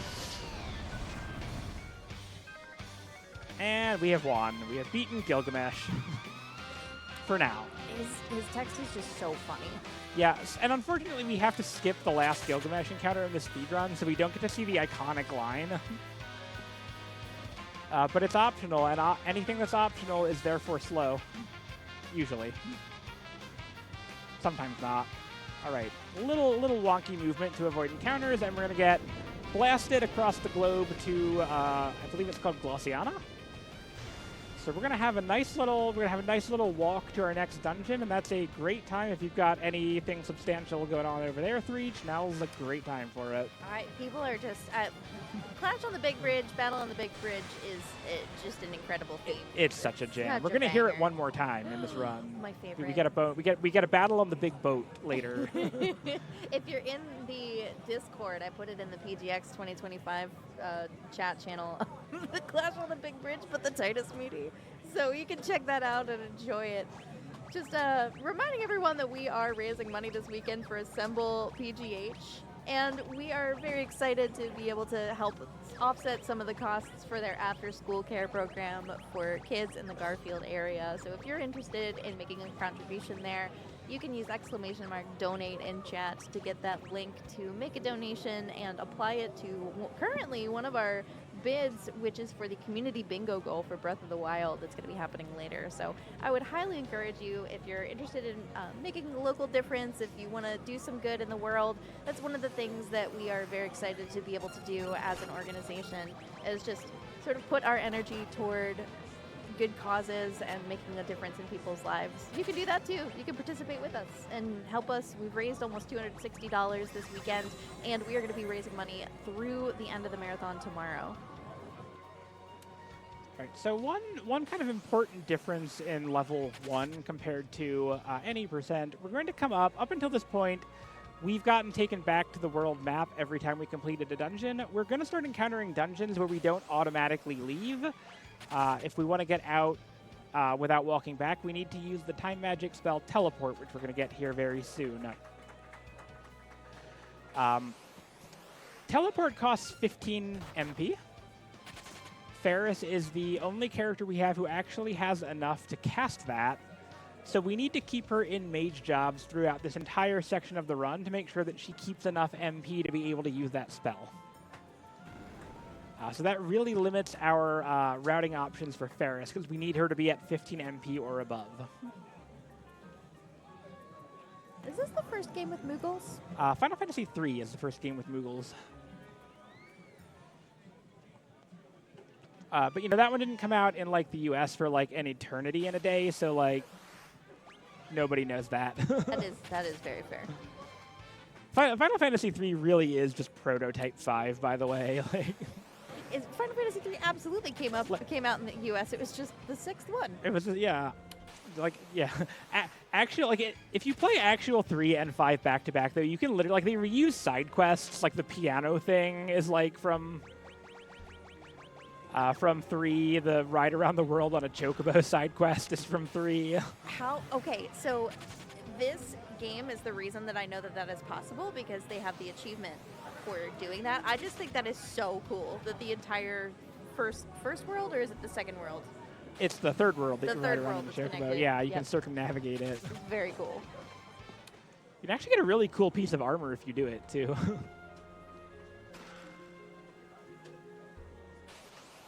All right, we're going to come up on our boss here, the Tyrannosaur. It's the classic Final Fantasy undead boss that you throw a Phoenix down at to kill it. Slightly rude thing in Final Fantasy V, the Phoenix down has a 10% chance to just miss. So hopefully we don't get trolled with a lot of bad RNG on the Phoenix down here. I love his little skeleton sprite. Actually, both sprites are very good. Great, we got him.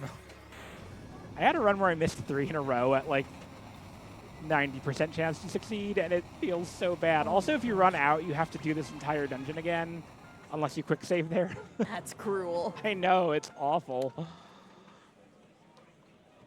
right, so this desert has very dangerous, unrunnable encounters. What the game wants us to do is follow the forest path up and around, but if we take this route, we will generally not get an encounter. Haha. Why go the long way around when you can go the fast way through? So you know what? We've decided this has been a hard adventure. We've decided we want a Moogle costume for ourselves. So we're gonna become Moogle here.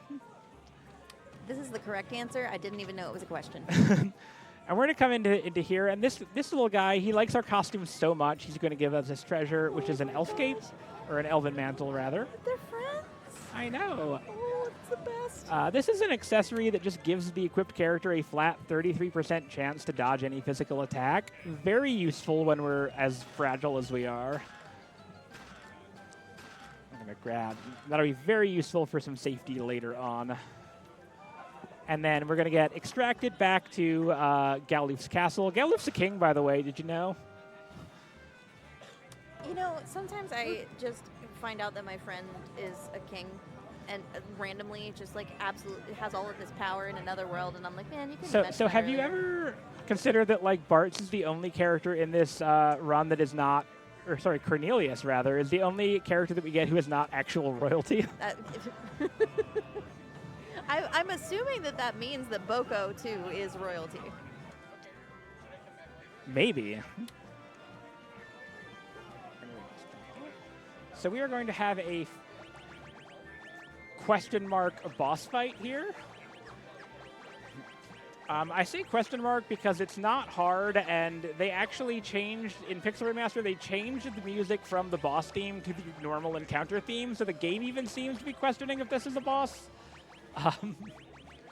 We're gonna guild toss it twice. Also, this is the same monster that got us earlier, so we're gonna get some like payback here. Money. I get it. Payback. That wasn't an intentional pun, and now I'm mad about it. I'm not actually mad about it. I love bad puns. You're so mad. You're so mad about it. I'm mad about it for show. So this is the village of werewolves. It seems like nobody's home. We're going to go in and try to leave. A whole bunch of stuff happens. We get a bunch of backstory. We don't care. We're trying to go fast. But now all of the villagers are going to come outside, and that's important because we can talk to this little... we're not outside yet. There's this little circle of werewolves over here. We're just going to talk to this middle...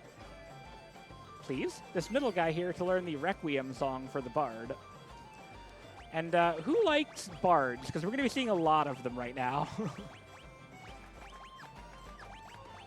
In fact, everyone's going to be a bard. The ideal party, honestly. For bards, more power to you if you play through Final Fantasy V with 4 bards exclusively. It's like one of those dueling piano bars. It's especially on Pixel Remaster. Bards got a huge nerf in this version, unfortunately. But they are great for right here, specifically. So this is Drakenvale, the Forbidden Valley of Dragons. We're coming here to get Dragon Grass so that we can get the Wind Drake back to full health. As we are venturing up here, we're going to encounter possibly the Golem. He will show up, punch us, refuse to elaborate, and then leave. Once we get high enough up on this mountain, we can start finding an encounter where he's being... Oh, there he is. We're going to leave before he punches us. We can find an encounter where he's being attacked by 2 dragons, and we're going to take the dragons out, which will get us Golem as a summon. And Golem as a summon gives you a barrier that absorbs, I think, so like 8 times the caster's max HP as physical damage to your entire party. It is a massively good defensive buff as a level 1 run. 1250 is a lot more than our HP, you might have noticed.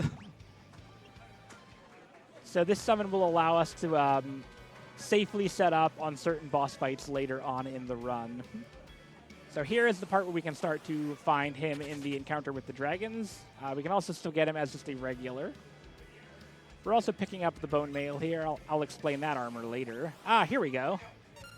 So we need to take out the 2 dragons and not Golem. And conveniently, the dragons are undead and Golem is not, which means we can use the Requiem song from the bard, which just does a lot of damage, but only to undead enemies.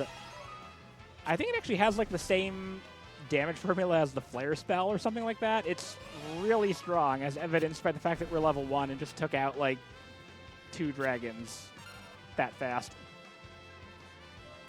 all of the lead up to this one battle is, I love it. It's just, Bard is so good for this dungeon. And like one other dungeon later. But now I'm going to change these two back to chemists now that we've got that. You need Zenny and you need Vigilance. And you actually need to use the Golem item to get the summon, and it's important not to forget to do that. So Bard is just a really inconsistent class in this game. They alternate between being ridiculously overpowered and completely useless at any given time. It's kind of wild. It's like I really have a hard time. Like, how do you rank a Bard on like a Final Fantasy V tier list? Because like when they're good, they're broken, and when they're bad, they do nothing.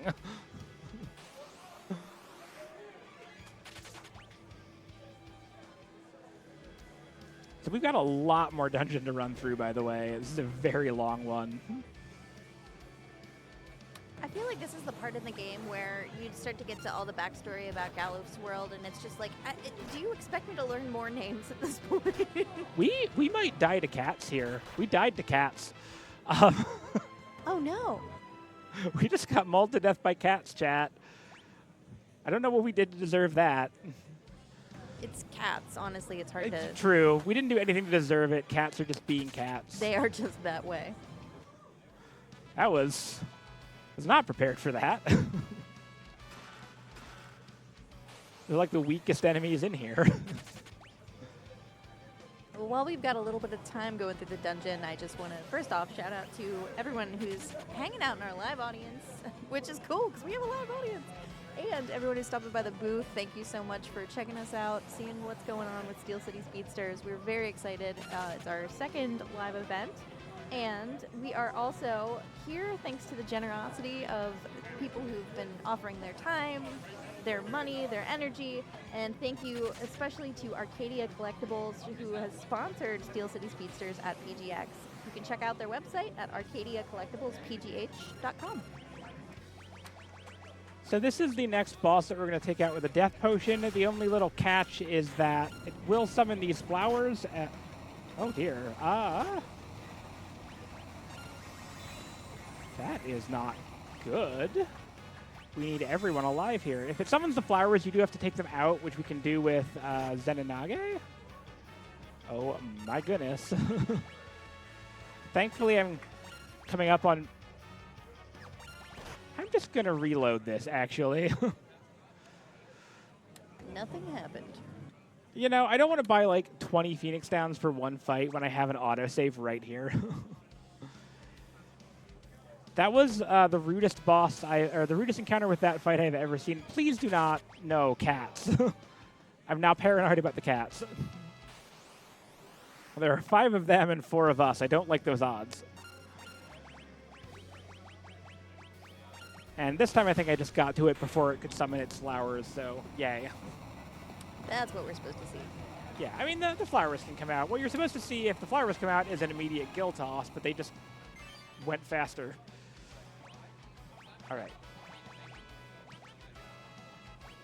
Where is Time Mage? There we go. This is the first dungeon we have to teleport out of, and we really want to, because as you might have noticed, it is a long dungeon.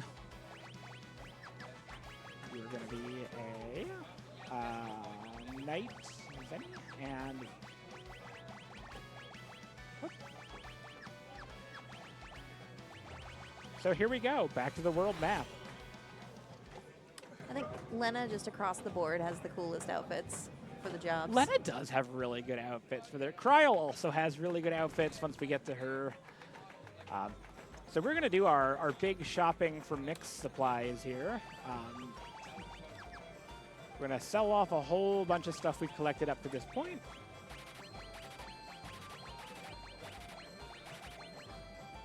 Yep. We don't need that anymore. And then we're going to buy the materials we're going to need to do a lot of mixes for the rest of the game. And Threach, you alluded... Ooh, I meant to buy Phoenix Downs, not sell them. Oops. You had alluded to this earlier when we were talking, but we're going to get to the part of the game where we use the Samson's Might mix. This is the key to the back half of a lot of this run. Mixing an antidote and a holy water with a chemist is a mix called Samson's Might, and what that does is it is effectively the equivalent of gaining 10 levels for the purposes of damage calculation. It will do nothing to remedy our comically low HP or MP, but it will let us deal damage as though we're a lot higher level than we are. And that's how we're going to be able to chew through some of the boss's HP that we're going to see as the HP pools really start to balloon at this point in the game. All right.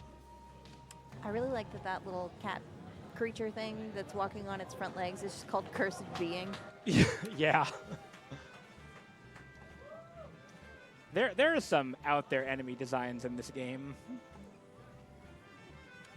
Shoutouts to Iron Claw. Shoutouts to Iron Claw. I'm obsessed, I'm sorry. We don't see him, but we might see his palette swap in the final dungeon. I like to imagine it's a black and yellow palette swap for Iron Claw. You know, I don't even remember what the palette swap looks like, to be honest with you. I know it exists. All right, so we get wings again here. So what we didn't find out, because we don't have cutscenes, is that we're being summoned by Sage Guido in this cave to the north. However, when we try to go there, X-Death is just going to sink the island because he can do that apparently. Because he's a little turtleman. Guido is in fact a little turtleman, something that we don't really see at all in this run. We see a brief reflection of him, and that's it.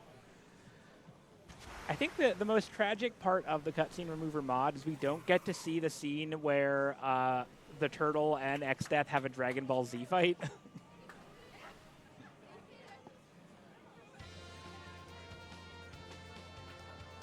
So since we can't go to the island, we're instead going to meet up with Galuf's old buddy Zeza, who is attacking X-Death's castle right now. But wouldn't have been if we didn't stop at that island right there. Sometimes you forget to do that, and you're like, where are the boats? Why aren't the boats here?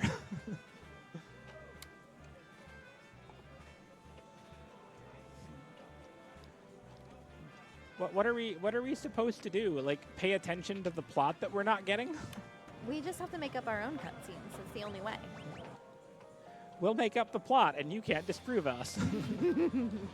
And guess what? There's that jam again. So, oh no, our boat's being attacked by Gilgamesh. So I'm afraid we're going to have to fight him, and I'm afraid, unfortunately, we're going to have to kill him for real this time. No, my son Gilgamesh. I can't believe I got past all of those without an encounter, by the way. That should not have worked. We're just going to take this little goblin out with a bunch of money. Most expensive goblin fight ever. And now we want mix on people. So in this second fight with Gilgamesh, what normally happens is that when you get him low enough on health, he'll summon Enkidu, who will then heal him with White Wind. We're instead just going to mix a death potion. And he's never going to summon Enkidu. Also, I took out Bart's on purpose there. Sorry, Cornelius, rather. So Cornelius is dead. Rip the hedgehog alien werewolf. So the reason I took Bart's out is for the next boss that we're going to fight, Atomos. The gimmick behind the Atomos fight is, for one, he is a massive pile of HP. He has almost 20,000 of it, whereas the highest that we've seen up to this point is, I think, 6,500. And he will open the fight by just spamming the Comet spell until somebody goes down, at which point he will suck them in closer and closer and try to eat them. If you start the fight with somebody already down, you can just skip the part where he's spamming Comet and go straight to the part where he's trying to eat them, at which point he is notably not attacking you. And we love that, because Comet does not sound like a very survivable spell at this level. Nothing is a survivable spell at this level. I cannot stress that enough. So that's going to give us time to take him out. Because he has such an absurd amount of HP, we're going to use the Samson's Might mix that I was talking about earlier onto Lena to start gill tossing. And as we get those mixed onto her, you're just going to see the gill toss damage go up and up and up. And we're going to do that as soon as I spend 10 floors running away from encounters. So once again, take it away, Threach. Thank you very much.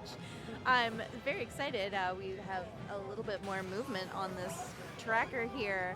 We have a $15 anonymous donation with no comment, but thank you so much for that. We also have another message from your cryptid hublet. That says, "Wifey mine, prithee haste thy play and come home anon, for I do much long to waddle with thee." That's unusually flowery. What's up? It's like I get a call from like my mom or something, and I'm like, "Ooh, what happened?" It's like texting via donation comment. It's wild. All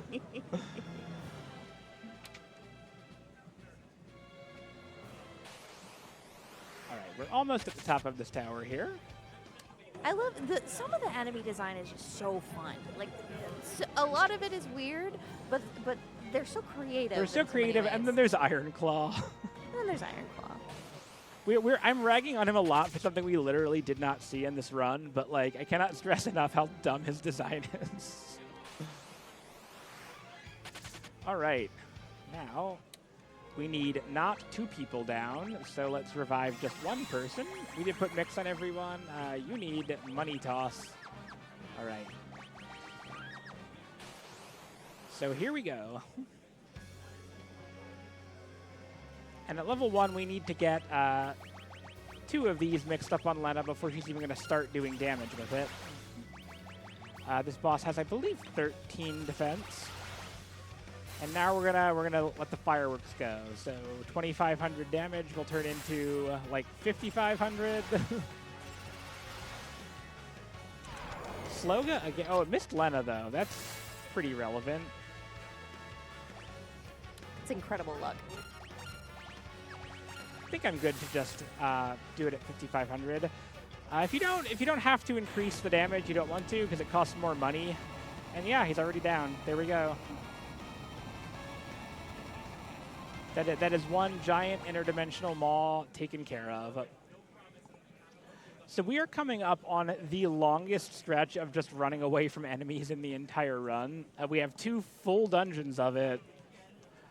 So Threach, this is your time to absolutely shine on hosting. Like you have unbelievable amounts of time to do it. I love that they built this in for you, so you just had it's just a holding down R and L for like several minutes at a time. We're going to actually set up a scram. Even better. The next dungeon has an enemy who always spends its first turn transforming and therefore not attacking, which makes it a very safe setup. It's kind of best case scenario, Yeah, honestly. It's finding those was also a huge part of routing this at level 1. I want to remind everyone, while you're making donations, there is the option to impact the community bingo goal. I'm going to tell you a little bit about those goals because I think they are super fun. Any one of them is going to be great, and you can choose which one is impacting the Legend of Zelda Breath of the Wild that's upcoming. We have our first option, which is currently in the lead with a $10 lead. Don't wear 6 pants, which is where you collect, but do not wear 6 pairs of pants. We have the Blessed Flint meal, which is cooking and eating a meal that has 3 flints, a fairy, and a star fragment. Those feel like very difficult things to find in Breath of the Wild, or at least not very easy, so you could extend the marathon even more with some of these options. The Good Enough Ganon, which is not how I finish out level 9 in my Zelda 1 speedruns that I don't do, but instead you enter the Sanctum Die and say, good enough, that counts. That could be on the bingo card. We could also have registering a stall horse, which is where you tame a stall horse and register it at any stable, or at least try to. Those are the skeleton bone horses that you can ride, technically. Taming them and bringing them to the stable is a completely different question, though. So if you donate, you can apply the donation toward those incentives at the bottom of the page. Just make sure you expand those options so that you see the ones that are available to you. So Good Enough Ganon, that's Zelda 1 swordless, right? I think getting to level 9 and then finding Ganon in Zelda 1 is good enough Ganon. We also want to remind everyone that we are raising money this weekend to benefit Assemble Pittsburgh. And Assemble, if you're not familiar, is a community space that's located in Pittsburgh's Garfield neighborhood, whose mission is to build confidence through making, empowering young people and adults alike.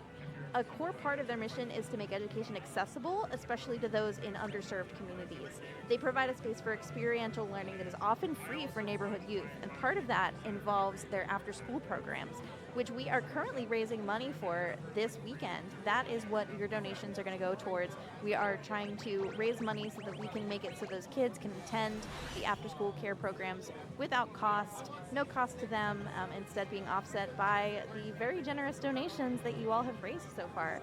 We are edging closer to that $300 milestone mark. We are just under $25 for making that happen. So we would be so thrilled to really get them as many donations as we can, and all of the money that is raised throughout this weekend go directly to benefit that organization. So we would love it if you're able to contribute. You can find out more about Assemble Pittsburgh by using the command Assemble PGH in chat. I see someone has thrown it in there. Thank you so much. You can find out more about them and support a cause that is local, near and dear to our hearts. So yeah, the Turtle Cave really is one of the most fillery dungeons in this entire game. There's no treasure, you don't really get much from the enemies, it's just kind of there. And then we enter into the forest, which we're also going to spend the entire dungeon running from things before the very scary boss fight at the end. So as an additional unique thing in level 1, I quickly stopped by the town of Moor and picked up the Mengosh from a barrel there. The Mengosh is a knife that gives a, I think, 25% chance to dodge physical attacks and stacks with that elf cape we picked up earlier in the Moogle village. So the two of them together are going to add a little bit of safety against physical attacks if we need it. This area is very hard to navigate, by the way. Everything in here kind of looks like everything else. Really gets that lost in the woods feeling.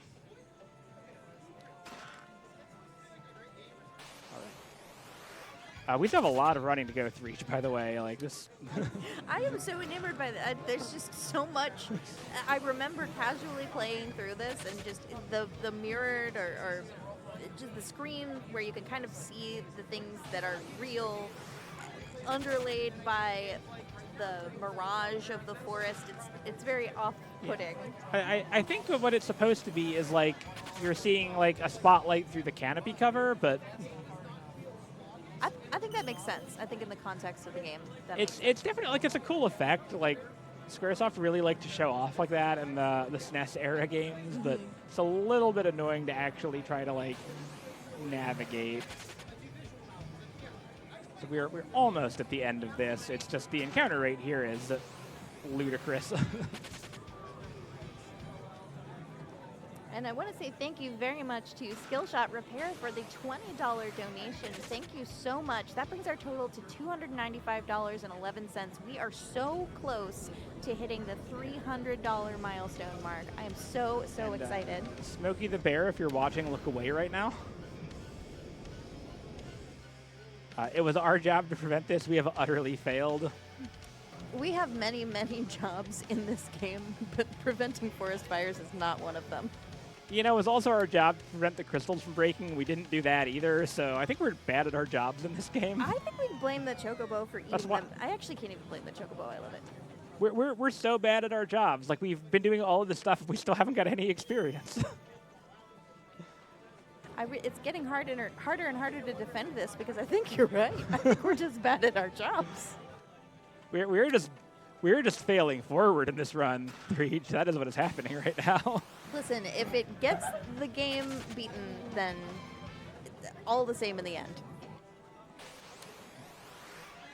I don't. Who needs levels, really? Who needs experience? We're just preparing for your imminent Final Fantasy VIII run, right? Where you just don't level up at all. Isn't that just the optimal Final Fantasy strategy? Kind of optimal, like, yeah.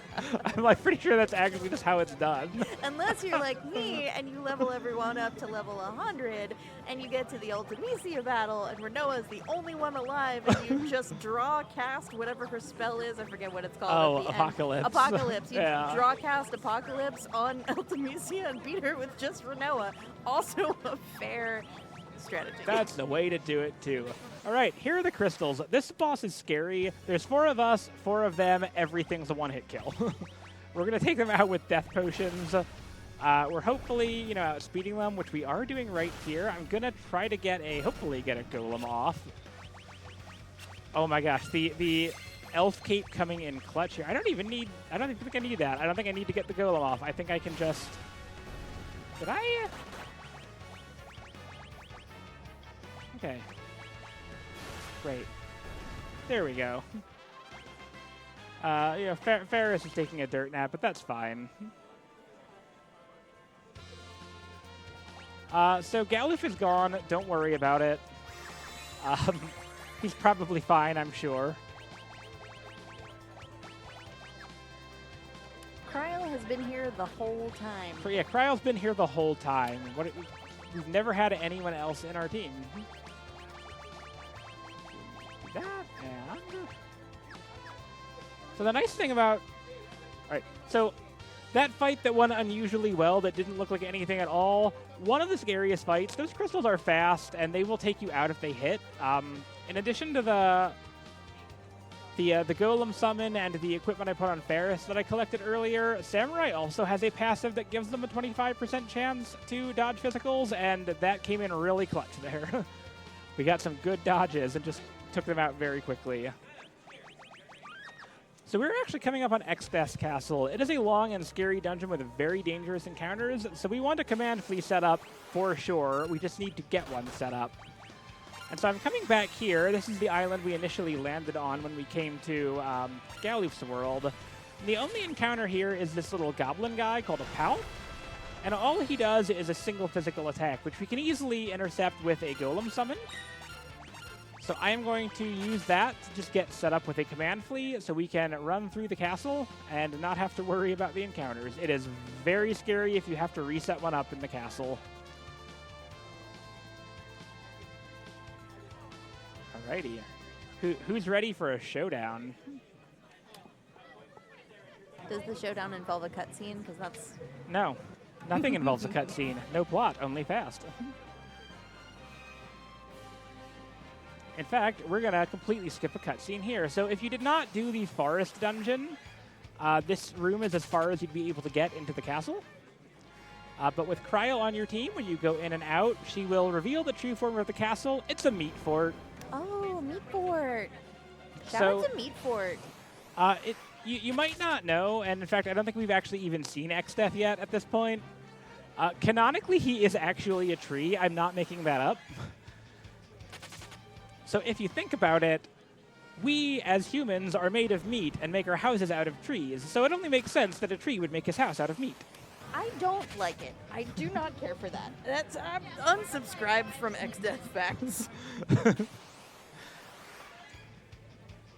Well, that's truly unfortunate. It's meat fortunate. It is meat fortunate. I'm sorry. I've just accepted it at this point. I'm resigned to the puns. They keep pairing me with you, and I'm like, this is really to Foxy's discredit. Not ending well for you. Yeah, but you've at least played Final Fantasy V. That is true. You may or may not know about the plot I'm skipping and possibly lying about. All right, this is scary. So if you, don't stop that bridge at the correct time, you get an unrunnable encounter and lose your command flea. And it's, super sensitive to monitor latency and different on every screen, so... Oh my gosh. They just don't want to make it easy. Sometimes they do actually just hate us. Who's they? Developers. I mean, they put a super boss in a treasure chest, so... That's just to keep you on your toes. Right. It's like you thought it was a treasure, but it's actually Shinryu. All right. So we're going to use cover guard again for the boss in this area. So fortunately, in the meat fort, the floor is made of lava and or meat sauce. I'm not sure which, but it does take our health down real fast. Which, based on my own personal experiences, leads me to believe meat sauce. Someone just spilled a giant vat of manwich all over the floor. You got a vat of Sloppy Joe. Please help. Oh, no. The sloppiest Joe. So that treasure... the treasure chest up here is normally what would trigger the final Gilgamesh encounter. Unfortunately, we're going to skip the battle in the Beef Bastion, so we're going right to Xstaff. So this fight is normally pretty scary, but we're going to abuse something very, very broken. Okay. Great. So Xstaff notably has a 2/3 chance to open with Doom, which just puts a 30-second countdown timer on our characters. That's great. But actually, we're going to go first, so it doesn't matter. Never mind. So what I've done here is I've mixed Kiss of Blessing onto Xstaff. Kiss of Blessing is a very overpowered ability. What it does is it inflicts haste, image, and berserk on a target, and notably it overrides berserk immunity. So we can make anything in this game do nothing but physical attacks, at which point we can just have a knight block them all. So I'm going to mix 3 Samson's Might onto Lena here, and we're gonna go for the Gill Toss, and Cryel's just going to block everything he does because we've got him berserked.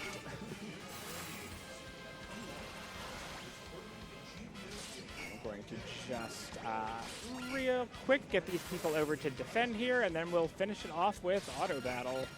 So notably with Cover Guard, the guard does not get dropped until the character's command window comes up. So if you're worried about losing the Cover Guard, you can just hold on another character's command window until the enemy attacks and then switch over, and he's already down. Yeah, Incredible. So he has a lot of big, scary attacks that we just completely ignore by overriding his script with Berserk.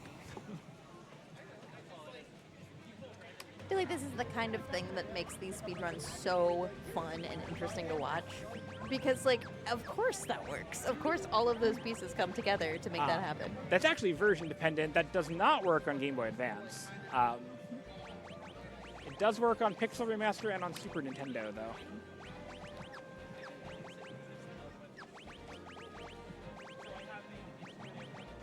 I'm going to remember to actually give Ferris Zenonage here.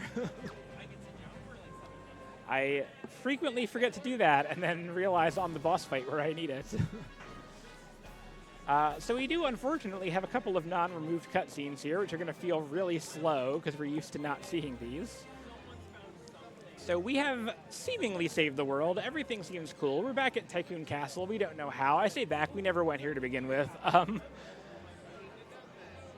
But Cornelius and Cryel here feel like something's not right. It was a little too easy, so we're gonna go find out what's up, and we're gonna go meet back up with our old buddy Boko. Boko's been busy. Boko has met another chocobo named Coco. They've had a family. Also, Coco is from Galoof's world, so I don't know how long we've been out since the worlds merged together, but a lot has apparently happened.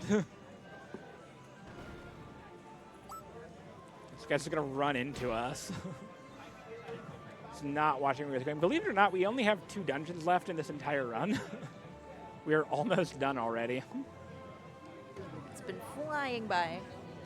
This game really does go fast. Don't cutscenes feel so slow with this mod? It's unbelievable. Just like, wow, how much time we must save through this. If you play without this mod, there's another hour and a half of that. Oh my goodness. It's not as bad as FF10 though. Yeah, no, 10 is kind of cutscenes the game. It really is. We love a 10-minute unskippable cutscene before a boss fight that you have to rewatch if you lose the boss fight. That was peak turn of the millennium design choice right there. Absolutely. It's about the plot.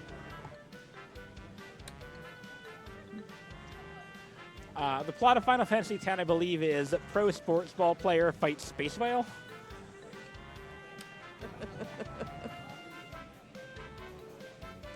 I know my lore. Right, so we're coming up on the Antlion. We actually have a totally different strat for this fight in level 1 than any percent, just because we can't win a Zenonage race due to his high defense. So we're exploiting his other weaknesses, which are sleep and water. We're going to put him to sleep with black magic and then throw the last 8 water scrolls we have at him. So hopefully we actually get the sleep off. There we go. I quick saved before this because if you don't get the sleep off and run out of MP, if you don't have a quick save, you have to run the entire way back on Boko. Feels really bad. And 8 water scrolls is going to take this boss out. And, you know, thankfully, current patch Pixel Remaster is a lot less buggy than old Pixel Remaster, because this one used to have some fun bugs. We'd have to punch him before the last water scroll if we were playing 1.0. I do appreciate the reuse of sprites in this game. Yeah, that's literally just as enemies from the Desert of the Shifting Sand, but now technically a boss. Legally distinct, what are they, desert killers or something like that? Antlions, which allegedly never attack people, and yet... And yet. I mean, we fought them as a boss in 4 and 5, and also the last time I played Final Fantasy II, I got ambushed by 6 antlions and annihilated, so... Sounds like they do attack I people. feel like you shouldn't take zoology advice from a bard. I probably wouldn't take a lot of advice from a bard, truthfully. Especially spoony ones. All right. So we are about to head to the Pyramid of Shifting Sands in the middle of the Desert of the Shifting Sands. Go figure. And did you have... No, you want next. So we're in the final act of the game. The general plot here is we're trying to find the 4 tablets to unlock the 12 sealed weapons to defeat the power of the void that Exdeath has unleashed. I swear we didn't see it, but he totally did it. That sounds realistic, yeah. No, don't put me to sleep. That's my thing. Hey, look, it's Kefka. Oh, wait.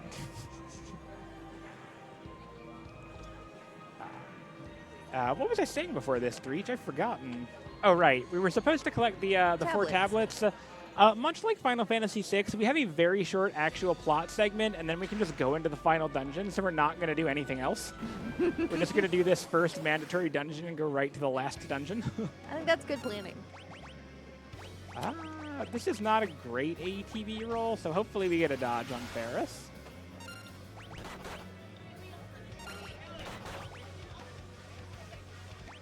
Unfortunately, I have to reload that. One thing with level 1 running is you can sometimes just get a bad initiative roll and have to reload a fight. We've been getting pretty kind boss fights so far, but these guys just decided to be a bit of a troll. These bosses do nothing but physically attack, so Golem is a great way to just completely eliminate their damage output, and the only catch to the fight is you have to kill them at the same time or else one will revive the other. So we're just going to put 2 Samson's Mites onto Ferris there, do 2 Gill Tosses, and that's going to be all that there is to this fight. It's really short and easy. Wow, those Elf Cape dodges. Honestly, clutch, yeah. And there's 1, and there is 2, and that's the fight. So I'm going to put Scram on Bart's really quick, because we do actually have an unrunnable encounter in the pyramid. Or conventionally unrunnable, but you can use Scram. And actually, you need Mix as well.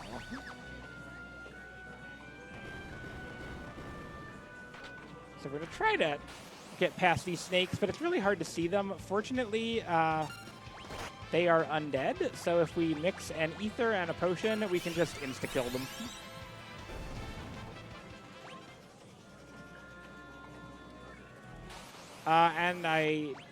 Do I have multiple ethers? Okay, let's do that again. Auto battle will sometimes get you like that. It won't use the X potion on an enemy. You know, for all the full healing you need to do with an entire Yeah, X we need a potion. full X potion in this all like run. 40 HP.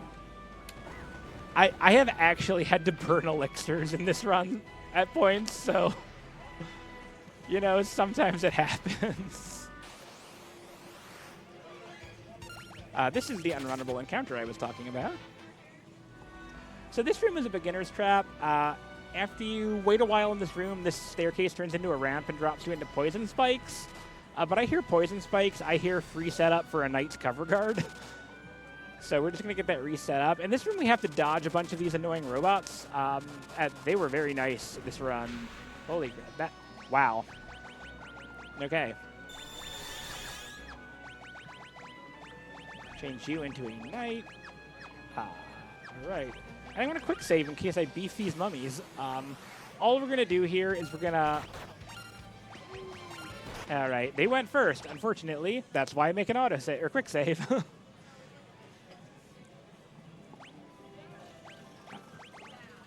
This pyramid has no real boss, by the way. We just have the gargoyles at the front and then these mummies, and then it's a free run to the top.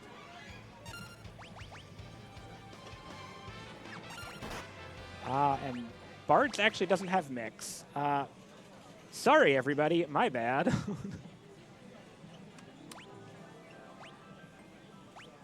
Let's do this for real. Third time's the charm, right? Yeah.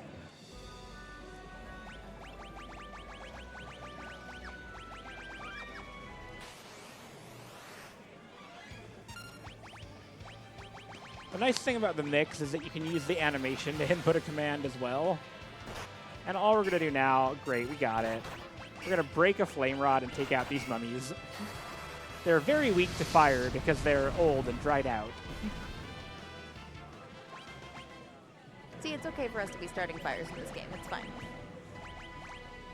I mean, we did fight 55 wolves with fire earlier, so... It's true. But we didn't burn down the forest while we were doing it, X-Death. So this enemy notably always spends her first turn summoning a monster, which makes her a very safe command flea setup encounter.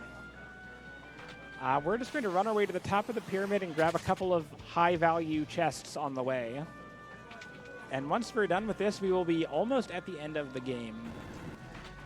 But while we're running, if you have anything for us, Threach, this is another good time for it. Wonderful. We're so close to that $300 mark. I'm very, very excited for that. We were able to hit 200 last night. I fully believe that we can make it to 300, maybe even 400. We've got several hours left of speedruns today, so I'm so excited to be here and hosting for this one and also just cheering on and supporting the event. Don't forget, you can always donate and apply to that community bingo goal. That is going to be coming up later today with the Legend of Zelda Breath of the Wild run. So check that out. See which one of those goals you want to add to make Katie Chesko's life a little bit harder. And thank you to everyone who has already donated to benefit Assemble Pittsburgh. If you want to know more about the Steel City Speedsters, you can join our Discord by using !Discord in chat. Come check out the community. Hang out with us. Talk about games. Talk about not games. Talk about living in Pittsburgh or not living in Pittsburgh. We like to talk a lot in that server, and I love it. So come hang out with us, and if you're able to, you can make a donation to benefit Assemble. Who wants to speedrun Rialto Street? Oh, no. Don't do that. Oh, that's brutal. I've gone down Rialto a few times in the snow, and I just do not. A Honda Civic does not a safe vehicle make in the snow. This is 100% a reference nobody outside of Pittsburgh will understand. Think of like the steepest street that you've ever driven on, and then kind of multiply that by 2. It's ridiculous. And it's a choice egress point for a lot of the neighborhoods that take you down to like a very busy highway, or not like highway, but like it's 28, so whatever. If you know 28, you know 28. Rialto is terrifying. It absolutely is. Did you see that someone like guerrilla painted a like line in the middle of it, and the city was like, no, you don't get to have lines on this street, you just have to deal with it. Well then. Alright, so we're coming up against the boss fight against Melusine here, and she's another boss that's vulnerable to sleep. Sleep is very debilitating in Final Fantasy V. Once an enemy is asleep, the only thing that will wake them up is getting hit with a physical attack. As long as you get them to sleep and then do nothing but use magic, they will never wake up. So another... First, the boss. Melusine actually has a rotating magic weakness gimmick where she will shift between fire, ice, lightning, and physical weaknesses. Unfortunately for her, she always starts weak to fire. And since we've put her to sleep, she will stay weak to fire for the entire fight. So we're just going to put a bunch of Samson's Might on Cryo, and then we're going to break these flame rods here. And it should take only 3 of them to take her out. So I do have Ferris as a ranger for this fight, as a backup. She needs to be at critical HP at the end of this fight. If we can keep her there during the pyramid, it's fine. If not, we turn her into a ranger, equip her with the bone mail, and that's exactly enough HP to where she can use a potion on herself to drop herself to crit HP.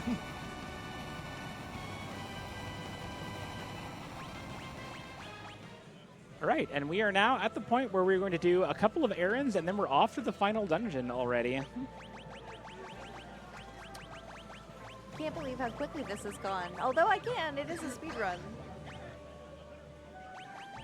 So we are now at the part of the game, because we're using 4 times ability points, we've got everything we realistically need, so we can switch over to Freelancer, the default job. Freelancer has 2 blank ability slots that you can put whatever you want into, which is very convenient. They can also equip literally anything in the entire game, which is nice. Actually, I should have Vigilance on Lena for right now, so I don't get back attacked. So we're going to make our way to the airship, skip a whole bunch of cutscenes, and then the final dungeon is going to open up. We have exactly 2 pit stops we need to go to before we go into the dungeon. The first of which is Kuza Castle right here. This is where we can bring any tablets we've acquired and exchange them for 3 legendary weapons each. There's also going to be probably 1 encounter on the way in, and the encounters in here are pretty scary, especially this one. What? I don't know. That's sketchy. I'm just going to reload that, because we need characters at low HP for the end of the run, and we don't actually have enough MP to cast the Raise spell at level 1, and Phoenix Downs revive you with too much HP. So we really want to keep our characters at 1 HP here as much as we can. It's really hard to set that back up if they go down. It's one of the biggest differences between this and any percent is that crit HP setup. We're going to pick up Masamune, Sage's Staff, and Apollo's Harp in here. The immediately relevant weapon is going to be Masamune. What Masamune does, you start every battle with full ATB bar when you have it equipped. So we're going to give that to Bartz, and we're just going to be able to instantly run away from every battle at this point. Like, we will get into a fight, and then we can just immediately run away, even if it's a back attack. Or, you know, we would if I actually equipped it. Okay, we're gonna do this thing. So I don't know why this happens on Pixel Remaster. Sometimes it will just not allow you to select Cornelius for his turn. That seems terribly inconvenient. It is really weird, and I don't know what causes it. It is not the worst bug that Pixel Remaster has. Sometimes the battles just outright freeze. While we're running out, do we have time for an update? Yes, we do. Wonderful. I want to let everyone know that we have officially raised $300 so far to benefit Assemble PGH. Thank you so much to everyone who's donated. Thank you to Yellsrake for the $4.89 donation that says, I like round number. Good luck, Foxy. Don't forget to not level up. Oh, thanks, Yells. I think I'm doing a good job of not leveling up. So far, it seems pretty legit.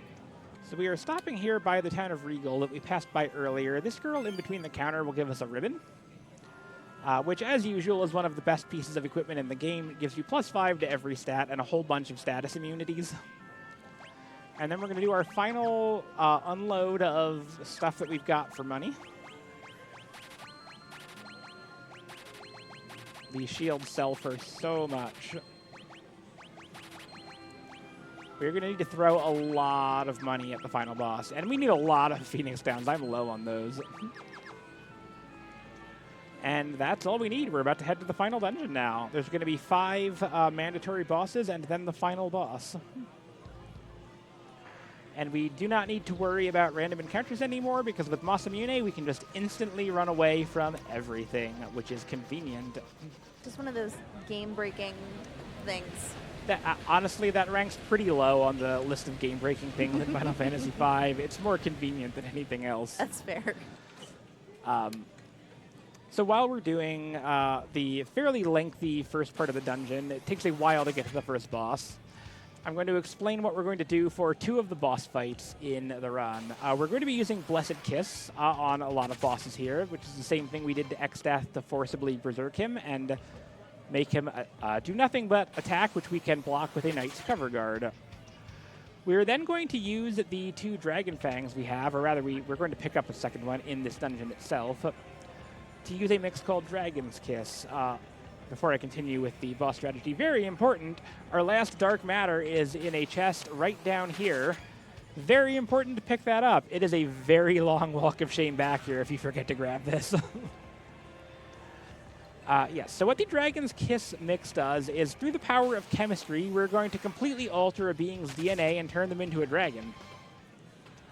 And that's really important because the Apollo's Harp that we picked up in the Sealed Castle does 8 times damage to dragon-type enemies. I think I watched that anime, yeah. Yeah, it is very anime. It's a strategy I like to call the Murder Bard. This is what I was referring to. Bards are either ridiculous or useless, and there's no in-between. Once we have the Berserk on the boss and the Dragon typing on the boss, we're just going to put 1 Samson's Might onto Ferris and then have her Berserk herself, at which point she will just go absolutely ham with the Apollo's Harp. So, very important, there is a heal pot in this house. Do not touch it.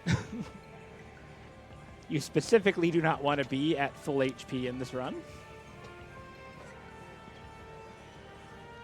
And our first boss is going to be at the end of this forest section here. But we are going to take a little detour to pick up 2 treasure chests. We have this one up here, has our second Dragon Fang in it. So we stole one from a Chimera, and we found another one lying around in a forest. Naturally. I mean, they're just anywhere. At an earlier point in this routing, I actually used to fight 2 zombie dragons to get those. Can you imagine how annoying that is at level 1? Oh. This way is so much easier. And there's our 3rd ribbon. And here comes the... I say here comes. There's probably going to be like 2 random encounters on the way. Going to open this portal, and inside we're going to find Califasteri. Ha, I knew we were going to get one there. You do kind of get a feel for when the encounters in Pixel Remaster are going to happen. And here we go. Why don't you sleep here forever? Things seem to really be trees in this game. It's almost like there's like environmentalist undertones to it. No, that doesn't sound real. Let's actually mix the correct mix. Why don't we do that? That sounds helpful. So here is the Maiden's Kiss and Dragon Fang. Do I not have a second Dragon Fang? Oh no.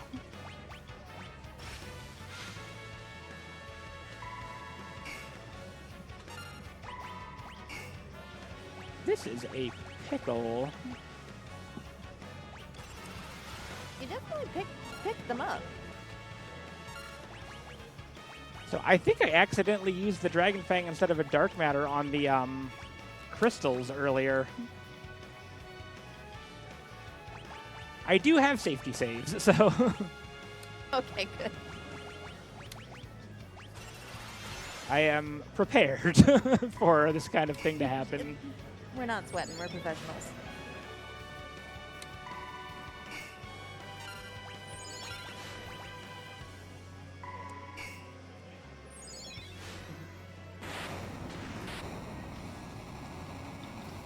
And realistically, like we can still win. It's just going to be a lot slower.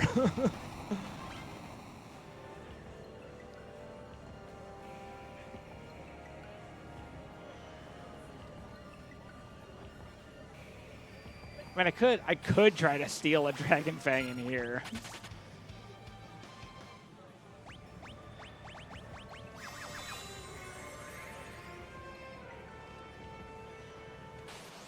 I I think the beginning of this dungeon theme sounds a little bit like the Star Trek theme. Kind of does. That's a super boss, by the way. We don't want to fight him. Just hanging out. Just hanging out. So this is a panda. He's a palette swap of Biblos from earlier in the run.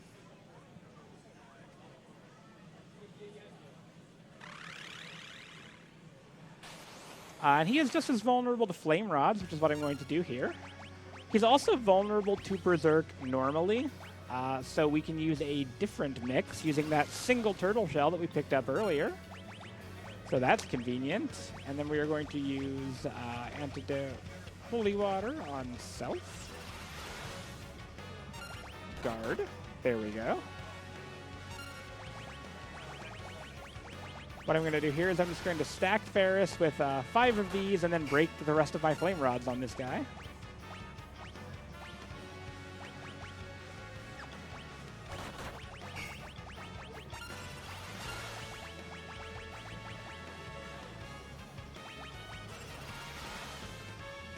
And one more should do it. All right.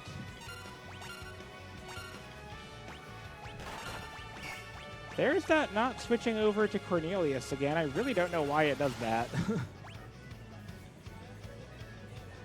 Let's actually just wait for him to attack.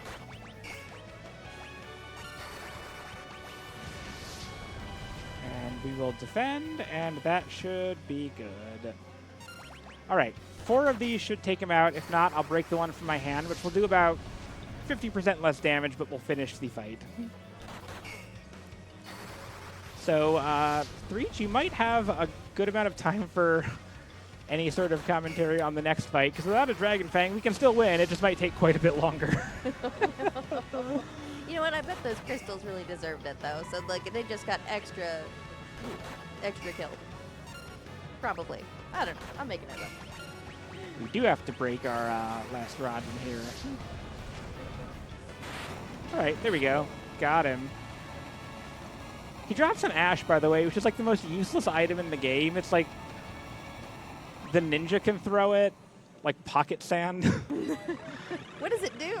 Low damage, and that's it. It doesn't even like cause blind or anything fun. Like it's just you throw ash at things. I do kind of like that as a story element, though. Like it's the creature living in a book. You kill it with fire. Yeah, you also get one in the treasure chest after the fire burns down. Oh, perfect. So it is story related. It's just at this point in the game, kind of silly. It's just what's the point? Now just fighting actual ninjas in this game. We are fighting actual ninjas in this game. Unlike 6, we can run from them. Speaking of 6, just a reminder to everyone, we are still raising money toward the community bingo goal, and currently Don't Wear 6 Pants is in the lead. With an $11 donation, or donations totaling $11, you can make another one of those answers, or another one of those bingo slots take over from Don't Wear 6 Pants. Currently, register a stall horse is about $5 behind, but if you want a good enough cannon, you could make a donation now. Use !donate in chat to find that link.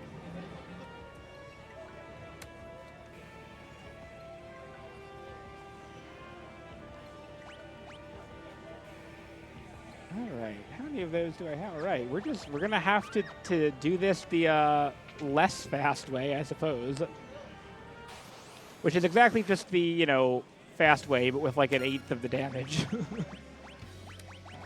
If you ask me what enemy in this game is called a catastrophe, never in my entire lifetime would this have been my choice. No, mine would have been Ironclaw. All right, well, might as well just send it now.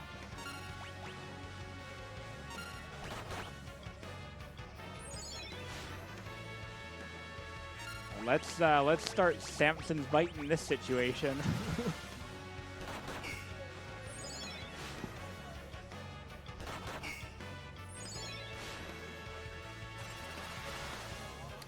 Thank goodness for the auto battle.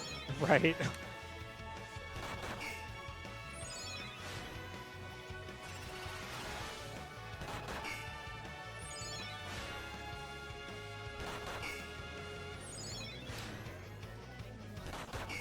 know that song that's like on top of spaghetti, all covered with cheese?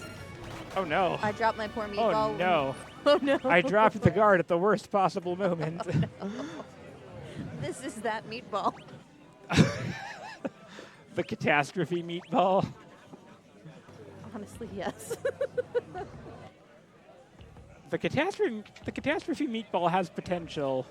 Tag yourself, I'm the catastrophe meatball. Tag yourself if you are in fact the catastrophe meatball. That's a great band name. Actually, you're not wrong.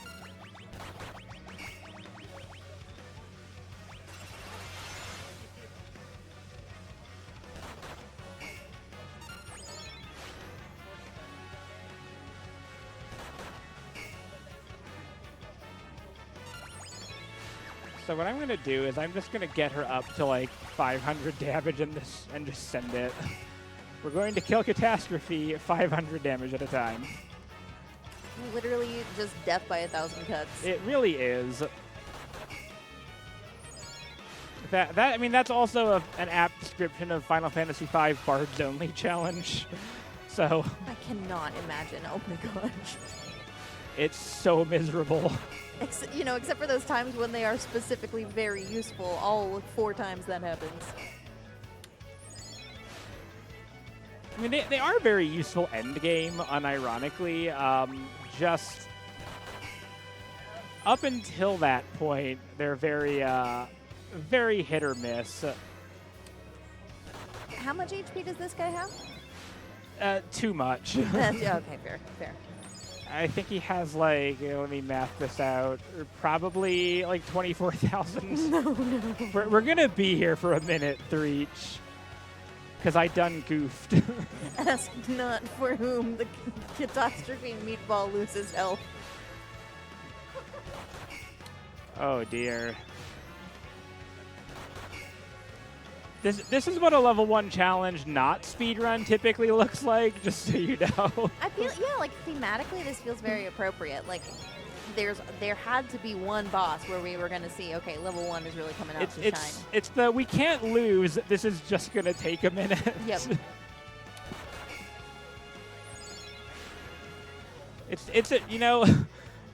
It's a shame because if like the super bosses were in reverse order, I could literally fight a super boss to get a Dragon Fang and pack it up, but Shinryu is after this boss.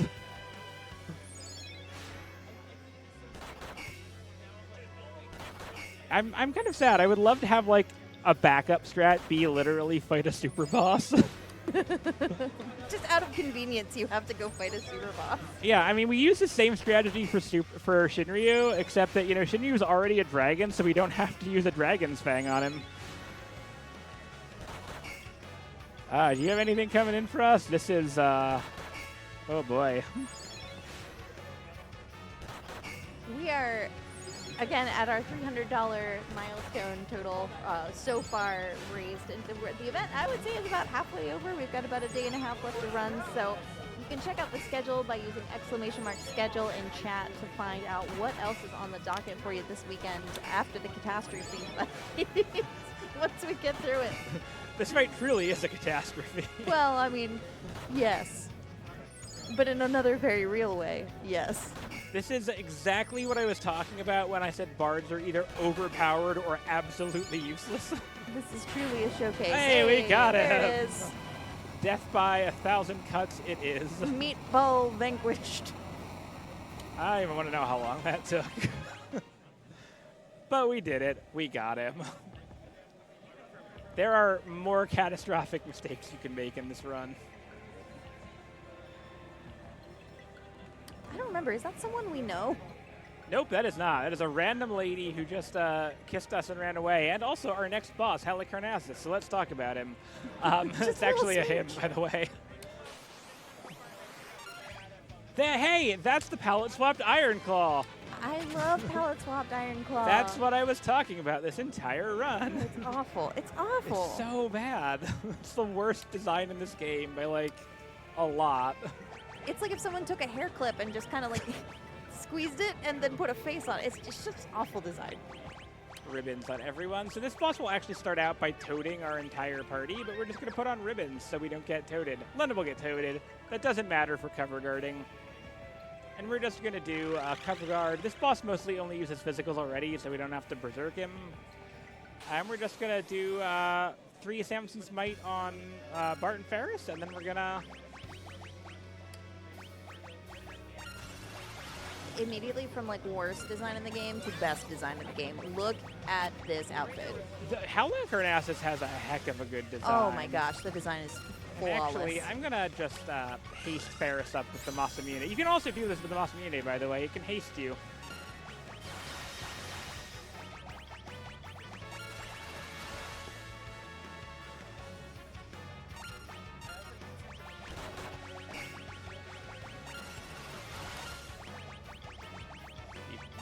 Timing on these actions is all kinds of wonky right now, but it's fine. Where are we at with Zenny?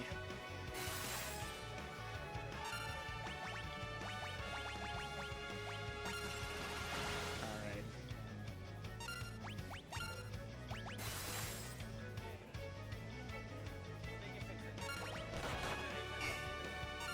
Okay, hopefully we get him before the Holy cast. He will cast Holy on turn 8.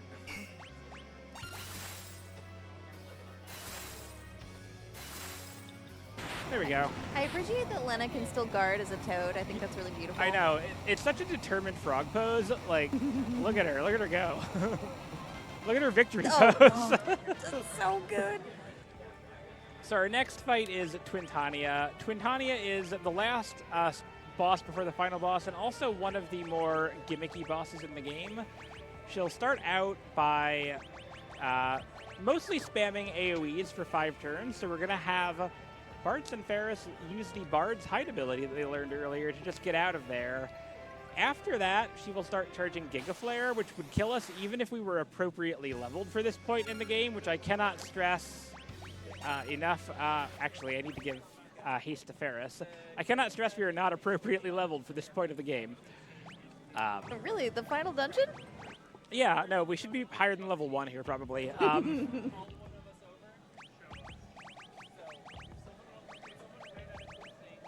There we go. We want that. So we're just going to wait for her to start charging Giga Flare. The little gimmick to this fight is that while she is charging Giga Flare, she is vulnerable to basically everything. So we're just going to hide until she starts charging and then toss a Death Potion at her. 2. 1 second, I need to actually count here, and counting is hard. 4. The thing is, we also need Kryl at critical HP. So I picked up the Sage's Staff when I was in the sealed castle of Huza. Oops, not you.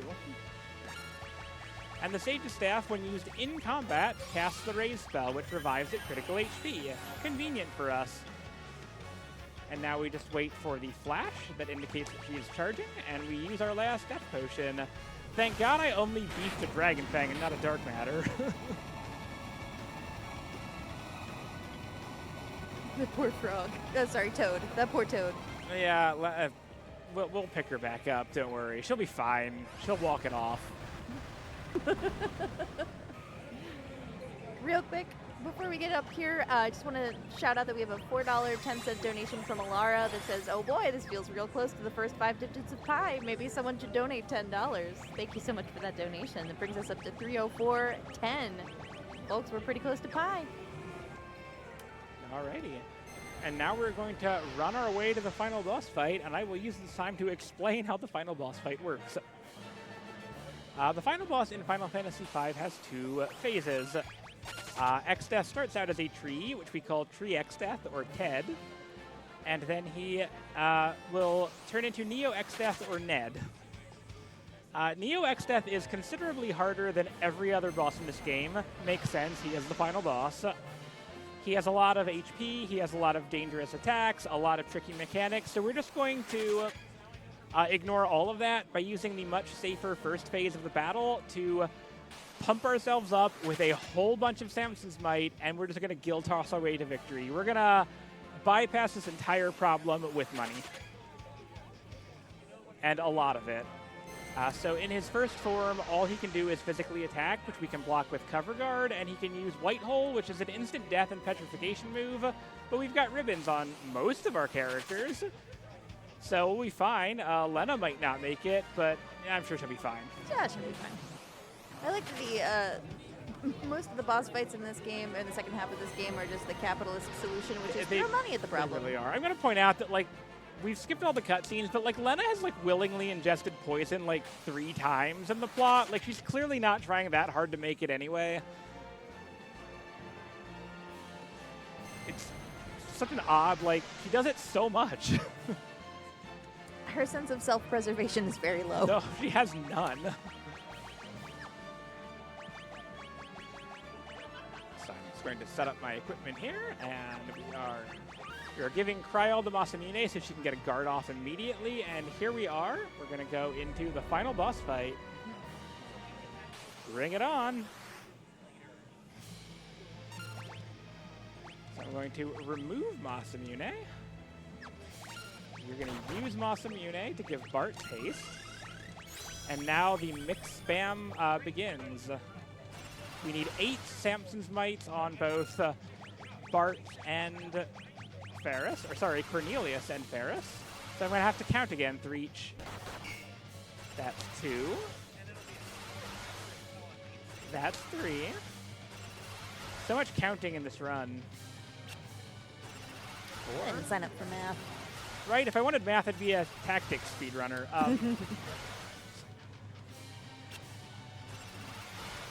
So yeah, Lena's not making it through this fight, unfortunately.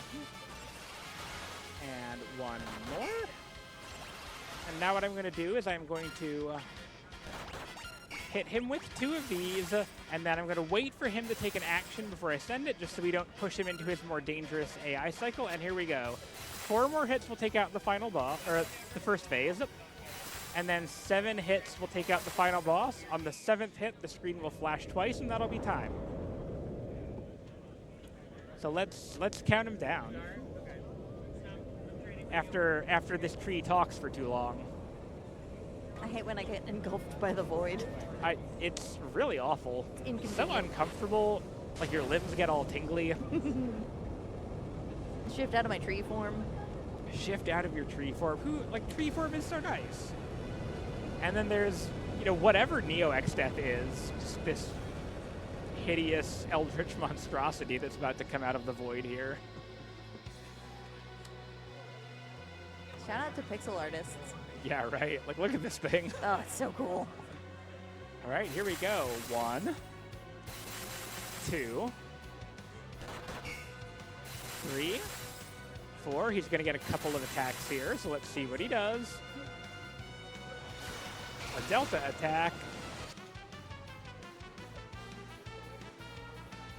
5, 6, and 1 more, and time. And that's Final Fantasy V without leveling up at all. Who needs levels anyway? So this has been a blast. This run is a passion project of mine for like the last year, so I'm super glad I got to show it off. So before we wrap up here, I just want to, since you donated 3 times, to give a shout out to my cryptid husband, who actually exists and is real, I promise. And to everyone here who's putting this event on. I'm really glad that I got a chance to come out and do this run. But that is all that I have for you. So everybody watching, thank you and have a lovely day.